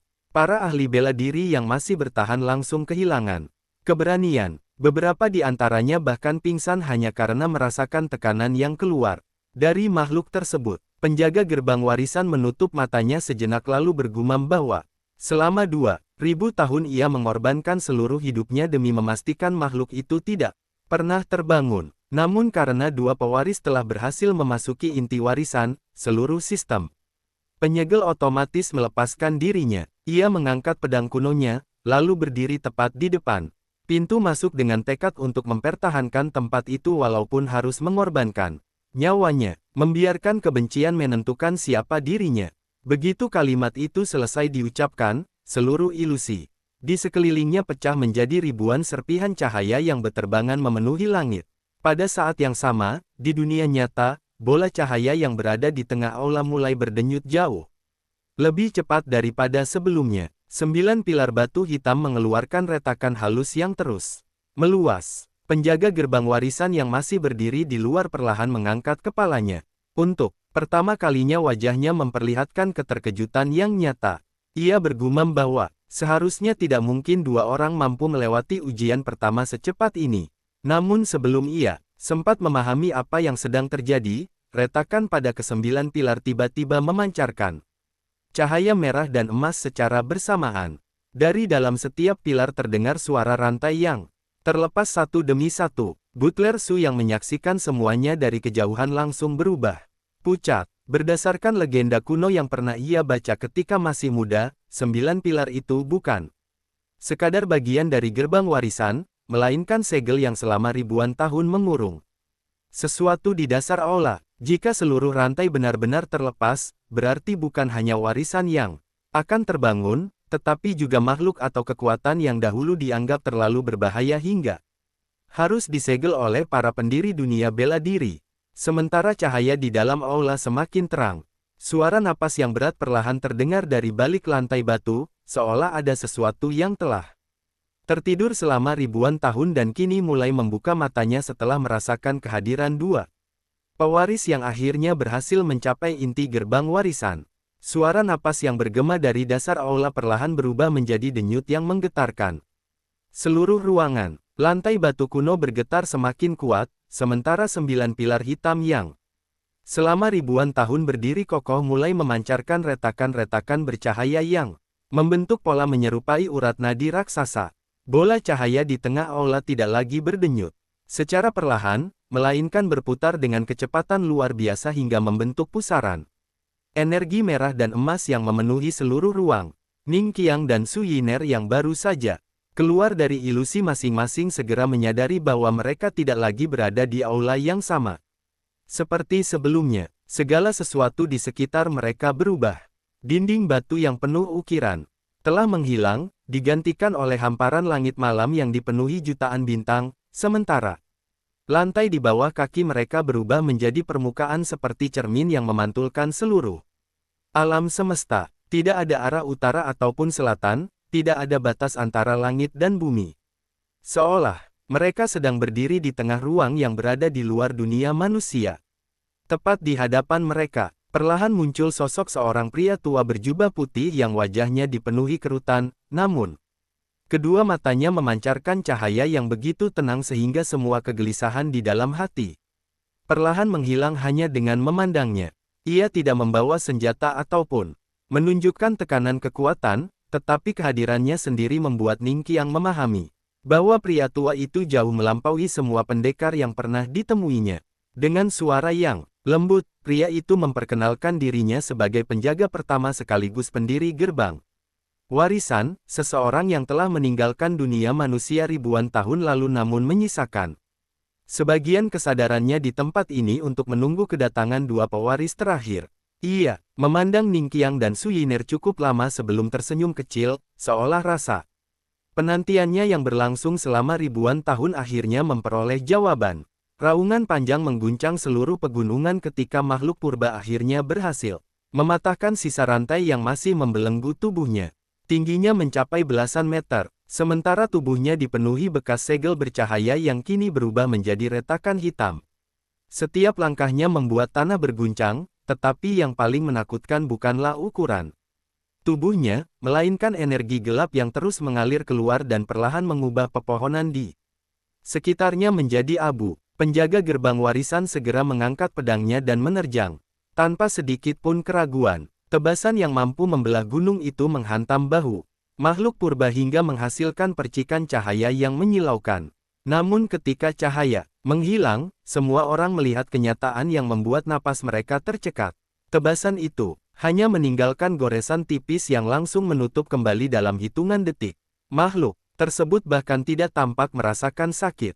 Dengan satu ayunan tangan, ia melepaskan gelombang energi hitam yang menghantam penjaga gerbang hingga tubuhnya terpental menembus beberapa tebing batu sekaligus. Darah segar memenuhi jubah putih yang telah dipakainya selama ribuan tahun. Butler Su bersama para tetua keluarga Su ingin segera menolong, tetapi tekanan yang memenuhi udara membuat mereka sama sekali tidak mampu mendekat. Di hadapan kekuatan sebesar itu, seluruh ahli bela diri yang selama ini dipandang sebagai legenda ternyata tidak berbeda dengan manusia biasa. Su Lanyu yang sebelumnya masih dipenuhi kebencian pun hanya mampu memandang dengan wajah pucat. Baru saat itulah ia menyadari bahwa seluruh rencana balas dendamnya selama bertahun-tahun hanyalah permainan kecil dibanding ancaman yang kini berdiri di depan mata. Ningqiang melangkah maju perlahan hingga berdiri tepat di depan makhluk purba tersebut. Ia tidak menunjukkan kemarahan ataupun rasa takut. Di dalam benaknya masih terngiang kata-kata pendiri Istana Tianyuan bahwa musuh terbesar bukan hanya berada di luar, tetapi juga di dalam hati setiap pewaris. Ketika ia mengangkat tangan kanannya, cincin giok yang diwariskan kepadanya mulai bersinar terang. Di saat yang sama liontin naga milik Su Yiner ikut memancarkan cahaya yang saling menyatu. Dua aliran energi itu membentuk lingkaran kuno di bawah kaki mereka. Makhluk purba memandang lambang tersebut dengan tatapan yang untuk pertama kalinya memperlihatkan sedikit perubahan. Di balik amarah yang memenuhi matanya muncul secercah kebingungan, bahkan sesuatu yang menyerupai kesedihan. Ningqiang segera menyadari bahwa makhluk itu bukanlah monster yang sejak awal terlahir jahat. Di dalam tubuhnya masih tersisa kesadaran manusia yang telah terkubur selama ribuan tahun oleh energi terlarang. Tanpa menyerang, Ningqiang justru berbicara dengan suara tenang, memanggil makhluk itu menggunakan nama yang baru saja ia lihat dalam ingatan pendiri Istana Tianyuan. Begitu nama tersebut diucapkan, tubuh raksasa itu mendadak berhenti bergerak. Raungannya berubah menjadi suara serak yang dipenuhi penderitaan. Kedua tangannya memegangi kepala sendiri seolah sedang bertarung melawan sesuatu di dalam pikirannya. Seluruh lembah menjadi sunyi, bahkan angin yang berembus pun seakan berhenti. Su Yiner memandang Ningqiang dengan tatapan penuh keterkejutan. Ia tidak pernah membayangkan bahwa di tengah situasi seperti ini, Ningqiang memilih berbicara kepada musuh yang bahkan tidak dapat dilukai oleh penjaga gerbang. Namun ketenangan itu hanya berlangsung beberapa saat. Dari kejauhan tiba-tiba terdengar suara ledakan yang berasal dari puncak gunung sebelah timur.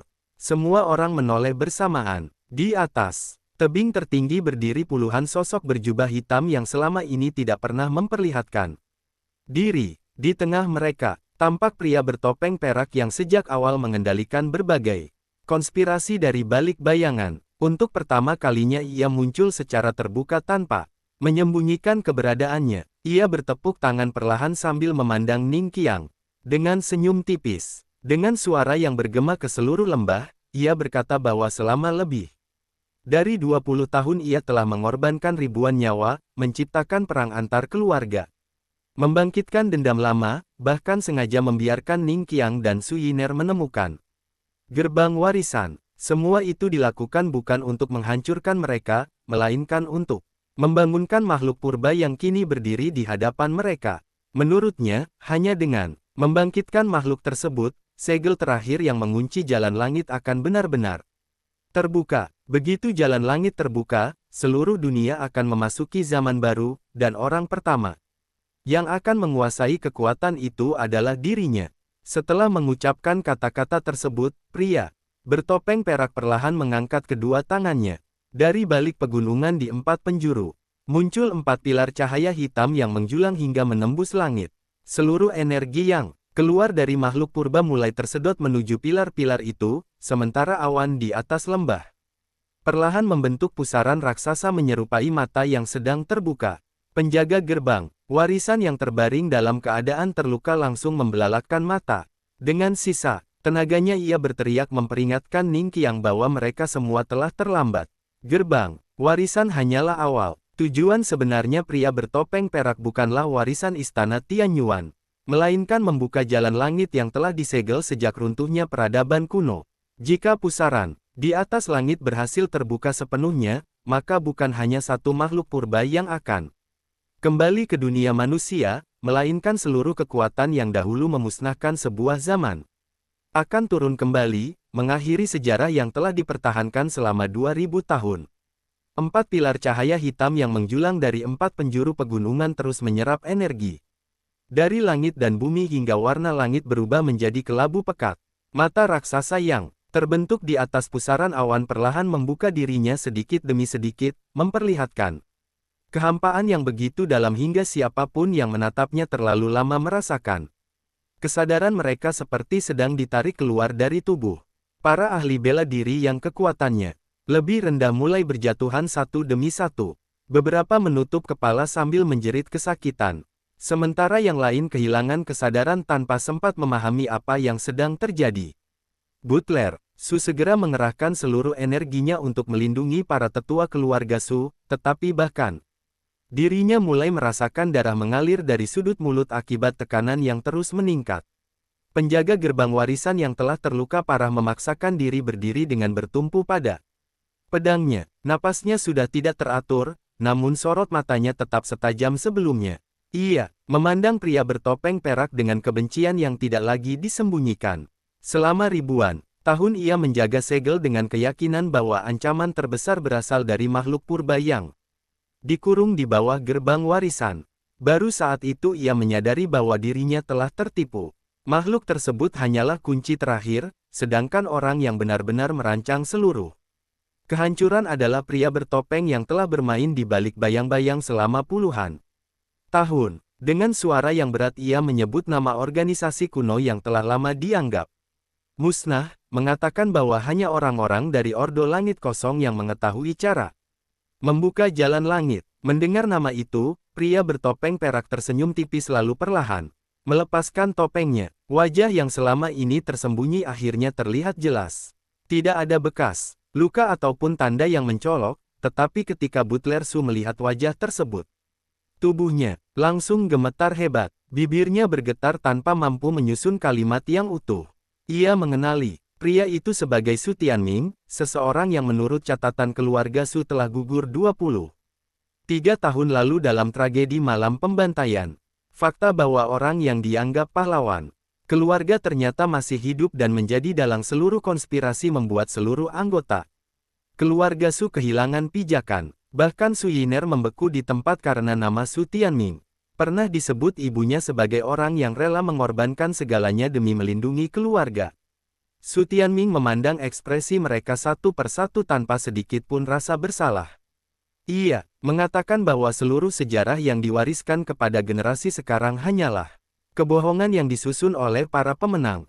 Menurutnya, pada malam pembantaian 23 tahun lalu ia memang tidak mati. Justru dialah orang yang sengaja membuka jalan bagi musuh agar dapat memasuki kediaman keluarga Ning dan keluarga Su. Ia melakukannya bukan karena menginginkan kehancuran kedua keluarga, melainkan karena mengetahui bahwa hanya dengan menghancurkan kehidupan lama kedua pewaris, roda takdir akan bergerak menuju gerbang warisan. Semua penderitaan yang dialami Ning Qiang dan Su Yiner sejak kecil, seluruh pengkhianatan, perceraian, pertarungan, hingga kemunculan berbagai musuh hanyalah mata rantai yang sengaja ia susun selama puluhan tahun. Suaranya tetap tenang ketika mengakui bahwa ribuan Nyawa yang hilang hanyalah harga kecil dibanding tujuan yang hendak ia capai. Ia tidak mengejar kekuasaan dunia bela diri ataupun kejayaan keluarga. Yang ia inginkan adalah membuka kembali jalan langit agar manusia memperoleh kesempatan melampaui batas umur, penyakit, dan kematian. Baginya, dunia yang sekarang hanyalah penjara yang dibangun oleh para leluhur istana Tianyuan. Mereka mengaku melindungi umat manusia, padahal sebenarnya mereka merampas hak manusia. Untuk berkembang lebih jauh, Su Tianming kemudian memandang langsung ke arah Ning Qiang, sambil berkata bahwa darah pemimpin terakhir istana Tianyuan memang mengalir di tubuhnya. Tetapi darah itu juga membawa dosa terbesar dalam sejarah. Leluhur Ning Qianglah yang menutup jalan langit dan mengorbankan jutaan orang demi mempertahankan keseimbangan dunia. Kini ia hanya ingin membalikkan keputusan tersebut. Kata-kata itu mengguncang hati banyak orang. Selama ini mereka selalu memandang sejarah dalam warna hitam dan putih, tetapi kenyataan yang diungkapkan Su Tianming menunjukkan bahwa masa lalu jauh lebih rumit daripada yang mereka bayangkan. Makhluk purba yang berdiri di tengah lembah perlahan kembali mengangkat kepalanya. Setelah mendengar suara Su Tianming, kedua matanya yang dipenuhi kegilaan mulai bergetar. Di dalam sorot mata merah gelap itu muncul kilasan ingatan yang telah lama terkubur. Ning Qiang menangkap perubahan tersebut. Ia melangkah beberapa langkah lebih dekat sambil tetap menjaga ketenangan. Dalam warisan yang baru saja diterimanya, ia memperoleh sebagian kenangan milik pendiri istana Tianyuan. Ia akhirnya mengetahui bahwa makhluk purba itu dahulu adalah pendekar terbesar, bernama Chang Yuan, sahabat sekaligus saudara seperguruan pendiri istana Tianyuan. Ketika bencana kuno terjadi, Chang Yuan memilih menyerap seluruh energi terlarang ke dalam tubuhnya demi menyelamatkan dunia. Pengorbanan itu memang menghentikan kehancuran, tetapi membuat jiwanya perlahan kehilangan kendali hingga akhirnya harus disegel oleh sahabatnya sendiri. Ning Qiang memanggil nama Chang Yuan dengan suara yang dipenuhi penghormatan. Makhluk raksasa itu kembali berhenti bergerak. Kedua tangannya yang semula mengepal perlahan bergetar. Dari sela retakan hitam di wajahnya mengalir sesuatu yang menyerupai air mata. Su Tianming melihat perubahan itu dan wajahnya untuk pertama kalinya berubah serius. Ia segera membentuk segel tangan yang rumit. 4 pilar cahaya hitam di kejauhan memancarkan kilatan lebih terang, mengirimkan rantai-rantai energi yang melesat menuju tubuh Chang Yuan. Rantai tersebut menembus dada dan kedua lengannya, memaksa energi gelap yang mulai mereda kembali bergolak. Dengan hebat, raungan penuh penderitaan mengguncang seluruh lembah. Chang Yuan memegangi kepalanya sendiri sambil berusaha melawan kendali yang dipaksakan Su Tianming, tetapi setiap kali ia mencoba mengingat masa lalunya, rantai-rantai hitam itu menyala semakin terang, menghapus kembali kesadaran yang baru saja muncul. Ning Qiang akhirnya memahami tujuan sebenarnya Su Tianming. Sejak awal pria itu sama sekali tidak berniat membebaskan Chang Yuan. Ia hanya memanfaatkan tubuh pendekar kuno tersebut sebagai wadah untuk membuka jalan langit secara paksa. Su Yiner yang sejak tadi mendengarkan semuanya akhirnya melangkah ke sisi Ning Qiang. Ia menggenggam liontin naga yang kini memancarkan cahaya semakin kuat, lalu memandang pusaran raksasa di langit. Di dalam warisan yang diterimanya, ia juga memperoleh satu pengetahuan yang belum sempat ia sampaikan. Jalan langit memang dapat dibuka, tetapi hanya ada 2 cara. Cara pertama adalah melalui pengorbanan ribuan nyawa seperti yang sedang dilakukan Su Tianming. Cara kedua adalah menggabungkan seluruh kekuatan 2 pewaris istana Tianyuan untuk membentuk kembali segel langit yang sempurna, namun cara itu menuntut harga yang jauh lebih besar. Kedua, pewaris harus melepaskan seluruh warisan yang baru mereka peroleh. Setelah segel terbentuk kembali, semua kekuatan luar biasa yang kini mengalir di tubuh mereka akan lenyap selamanya, dan mereka akan kembali menjadi manusia biasa tanpa kemampuan yang melampaui orang lain. Su Yiner memandang Ning Qiang dengan mata yang tenang. Ia tidak mengucapkan ajakan ataupun permintaan. Cukup dengan tatapan itu, Ning Qiang telah memahami pilihan yang sedang mereka hadapi. Di satu sisi mereka dapat mempertahankan warisan terbesar dalam sejarah dan menghadapi dunia sebagai pewaris terkuat, tetapi membuka risiko kehancuran yang tidak diketahui akhirnya. Di Sisi lain mereka dapat menyelamatkan dunia dengan mengorbankan seluruh kekuatan yang baru saja mereka peroleh, menghapus kesempatan untuk mengetahui seluruh rahasia yang masih tersembunyi di balik sejarah Istana Tianyuan. Sementara keduanya masih saling berpandangan. Dalam keheningan, mata raksasa di langit akhirnya terbuka lebih lebar daripada sebelumnya. Dari balik kehampaan yang tidak berujung itu perlahan terlihat siluet-siluet makhluk lain yang jumlahnya tidak terhitung, semuanya sedang bergerak menuju celah yang mulai terbuka, seolah hanya menunggu satu langkah terakhir sebelum memasuki dunia manusia dan mengawali babak kehancuran yang belum pernah disaksikan oleh generasi manapun. Keheningan yang menyelimuti lembah berubah menjadi tekanan yang hampir mustahil ditanggung. Ketika bayangan-bayangan di balik jalan langit mulai bergerak semakin jelas.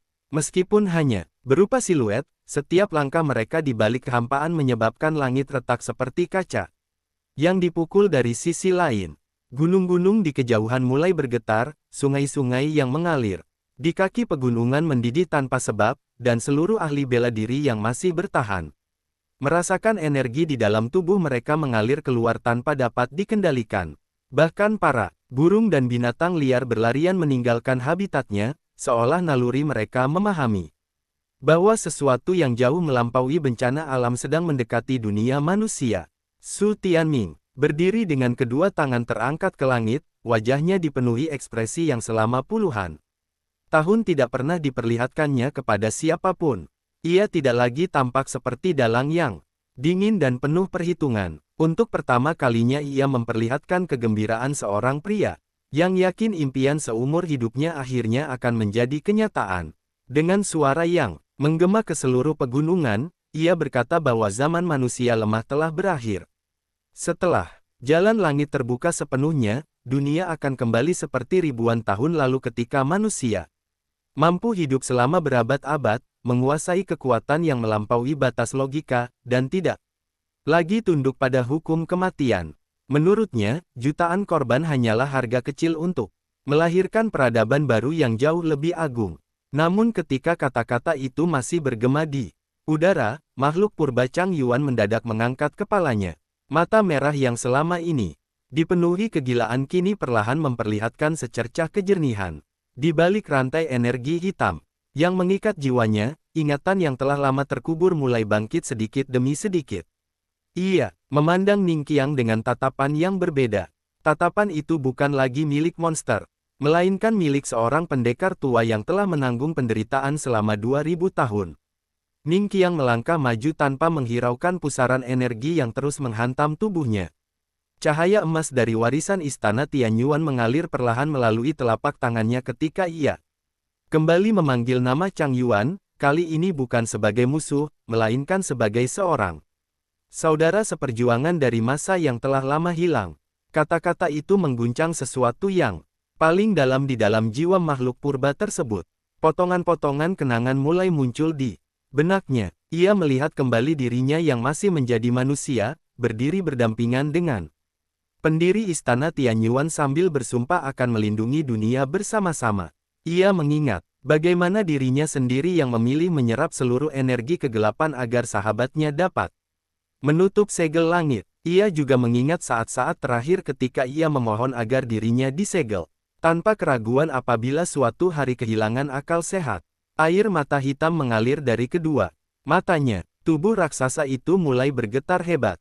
Su Tianming melihat perubahan tersebut dan wajahnya langsung berubah drastis. Ia segera mempercepat aliran energi dari 4 pilar hitam. Rantai-rantai yang menusuk tubuh Chang Yuan menyala semakin terang, memaksa energi gelap kembali menguasai kesadarannya. Raungan penuh penderitaan mengguncang langit. Chang Yuan memukul dadanya sendiri berkali-kali seolah berusaha menghancurkan rantai yang mengendalikan pikirannya. Ningqiang dapat merasakan bahwa jika keadaan ini terus berlangsung beberapa saat lagi, jiwa terakhir Chang Yuan akan benar-benar musnah dan tubuhnya sepenuhnya menjadi alat Su Tianming. Tanpa ragu ia mengangkat tangannya dan menyalurkan sebagian warisan istana Tianyuan langsung ke arah Chang Yuan. Cahaya emas membentuk jembatan di udara, menyentuh dahi makhluk purba itu. Dalam sekejap seluruh kenangan yang tersisa di dalam jiwa Chang Yuan meledak seperti banjir yang menghancurkan bendungan. Tubuh raksasa itu tiba-tiba membeku. Raungannya berhenti. Lalu dengan suara serak yang telah lama hilang, ia akhirnya mampu mengucapkan beberapa kata sebagai manusia. Ia memanggil nama sahabatnya, memohon maaf karena gagal menjaga segel, lalu memandang Ning Qiang dengan mata yang kini dipenuhi ketenangan. Ia berkata bahwa darah sahabat lamanya memang masih hidup di dalam diri Ning Qiang, dan karena itulah dunia masih memiliki harapan. Su Yiner yang memperhatikan semuanya akhirnya mengambil keputusan. Ia melangkah ke samping Ning Qiang dan menggenggam tangannya. Begitu kedua warisan bersentuhan, energi merah dan emas menyatu membentuk lingkaran cahaya raksasa yang meluas hingga menutupi seluruh lembah. Di dalam hati mereka berdua muncul pemahaman yang sama, seolah warisan istana Tianyuan sedang berbicara langsung kepada para pewarisnya. Mereka mengetahui bahwa hanya ada satu kesempatan. Jika segel langit dibentuk sekarang, seluruh kekuatan yang mereka peroleh akan habis untuk selamanya. Tidak hanya itu, seluruh kenangan yang diwariskan oleh para leluhur juga akan menghilang bersama warisan tersebut. Mereka akan kehilangan sebagian besar pengetahuan tentang masa lalu dan harus kembali menjalani kehidupan sebagai manusia biasa. Su Yiner memandang Ning Qiang sambil tersenyum tipis. Senyum itu bukan lagi senyum seorang kepala keluarga, bukan pula senyum seorang pendekar, melainkan senyum seorang wanita yang akhirnya menemukan jawaban atas perjalanan hidupnya. Ia berkata pelan bahwa kekuatan sebesar apapun tidak akan berarti jika dunia tempat mereka hidup telah hancur. Ning Qiang membalas senyum itu dengan ketenangan yang sama. Selama bertahun-tahun ia mengejar kebenaran mengenai keluarganya, identitasnya, dan semua rahasia yang tersembunyi di balik sejarah. Kini seluruh jawaban itu berada dalam genggamannya, tetapi untuk pertama kalinya ia merasa bahwa ada sesuatu yang jauh lebih berharga daripada semua kebenaran tersebut. Tanpa sedikit pun keraguan, mereka mengangkat kedua tangan secara bersamaan. Cahaya merah dan emas berubah menjadi ribuan simbol kuno yang melayang menuju langit, menyelimuti pusaran jalan langit yang terus terbuka. Melihat hal itu, Su Tianming akhirnya kehilangan ketenangannya. Wajahnya dipenuhi kemarahan, yang belum pernah diperlihatkannya sebelumnya. Ia mengerahkan seluruh energi yang telah dikumpulkannya selama puluhan tahun, membuat 4 pilar hitam memancarkan cahaya yang jauh lebih pekat. Retakan di langit kembali melebar, dan siluet-siluet di balik jalan langit mulai mengulurkan tangan mereka ke dunia manusia. Namun tepat pada saat itu, sesuatu yang sama sekali tidak diperkirakan oleh siapapun terjadi. Chang Yuan, yang selama 2000 tahun dianggap hanya sebagai monster tanpa kesadaran, tiba-tiba mengaum keras lalu dengan seluruh sisa kekuatannya meraih rantai-rantai hitam yang mengendalikan tubuhnya sendiri. Sambil menahan rasa sakit yang tak terbayangkan, ia menarik seluruh rantai itu keluar dari tubuhnya satu per satu. Setiap rantai yang putus berubah menjadi cahaya hitam yang menghantam Su Tianming hingga pria itu terpental beberapa puluh meter. Darah mengalir deras dari mulutnya, tetapi ia tetap memaksa berdiri. Sementara itu tubuh Chang Yuan mulai retak dari dalam. Cahaya keemasan perlahan keluar, melalui setiap celah di tubuhnya. Ia mengetahui bahwa jiwanya tidak mungkin lagi diselamatkan. Dengan senyum damai yang telah hilang selama ribuan tahun, ia memandang Ning Qiang dan Su Yiner untuk terakhir kalinya, lalu berkata bahwa tugasnya sebagai penjaga akhirnya selesai. Setelah mengucapkan kalimat itu, seluruh tubuhnya berubah menjadi jutaan titik cahaya yang melesat ke langit, bergabung dengan simbol-simbol segel langit yang sedang dibentuk oleh kedua pewaris. Dalam sekejap cahaya itu menyelimuti seluruh dunia. Mata raksasa di langit mulai bergetar hebat. Sementara dari balik kehampaan terdengar raungan kemarahan ribuan makhluk yang gagal memasuki dunia manusia. Namun tepat ketika segel langit hampir sempurna, dari retakan terdalam, jalan langit perlahan terbuka sepasang mata berwarna emas yang ukurannya jauh lebih besar daripada seluruh pusaran itu sendiri. Mata tersebut tidak mengandung kemarahan, tidak pula kebencian, melainkan ketenangan seorang penguasa yang telah mengawasi seluruh peristiwa sejak awal zaman. Ketika tatapan itu perlahan jatuh kepada Ning Qiang, Su Yiner, dan Su Tianming secara bersamaan, sebuah suara yang bahkan tidak terdengar melalui telinga, melainkan langsung Menggema di dalam jiwa setiap makhluk hidup di dunia, perlahan mengucapkan satu kalimat yang membuat seluruh pengorbanan selama 2000 tahun tiba-tiba memperoleh makna yang sama. Sekali berbeda, kalian akhirnya berhasil mencapai tahap ini, tetapi permainan yang kalian anggap sebagai akhir baru saja memasuki babak pertamanya. Kalimat yang bergema langsung di dalam jiwa setiap makhluk hidup itu membuat waktu seolah berhenti mengalir. Tidak ada lagi suara angin, tidak ada gemuruh gunung, bahkan cahaya yang memenuhi langit pun tampak membeku dalam satu momen yang mustahil dijelaskan dengan akal. Manusia, Ning Qiang merasakan seluruh darah di tubuhnya bergetar ketika kedua mata emas raksasa itu menatapnya tanpa sedikit pun emosi. Tatapan tersebut tidak membawa ancaman maupun belas kasihan. Rasanya lebih seperti seorang guru tua yang memandang muridnya setelah perjalanan yang sangat panjang. Su Yiner yang berdiri di sampingnya mengalami hal yang sama. Warisan istana Tianyuan yang masih mengalir di dalam tubuh mereka tiba-tiba beresonansi begitu kuat hingga ribuan simbol segel langit yang hampir selesai terbentuk berhenti bergerak di udara. Pada saat itu mereka berdua tidak lagi melihat lembah ataupun langit yang retak. Kesadaran mereka ditarik memasuki ruang putih tanpa batas, tempat tidak ada atas ataupun bawah, tidak ada waktu maupun jarak. Di tengah ruang itu berdiri seorang pria mengenakan jubah sederhana berwarna abu. Wajahnya tampak biasa, bahkan terlalu biasa untuk dikaitkan dengan mata emas yang mampu mengguncang seluruh dunia. Ia tersenyum lembut, kemudian berkata bahwa bentuk tubuh hanyalah cara termudah agar manusia dapat memahami keberadaannya. Sejak ribuan tahun lalu, setiap peradaban selalu memberikan nama yang berbeda kepadanya. Ada yang menyebutnya penjaga langit, ada yang menyebutnya sumber kehidupan,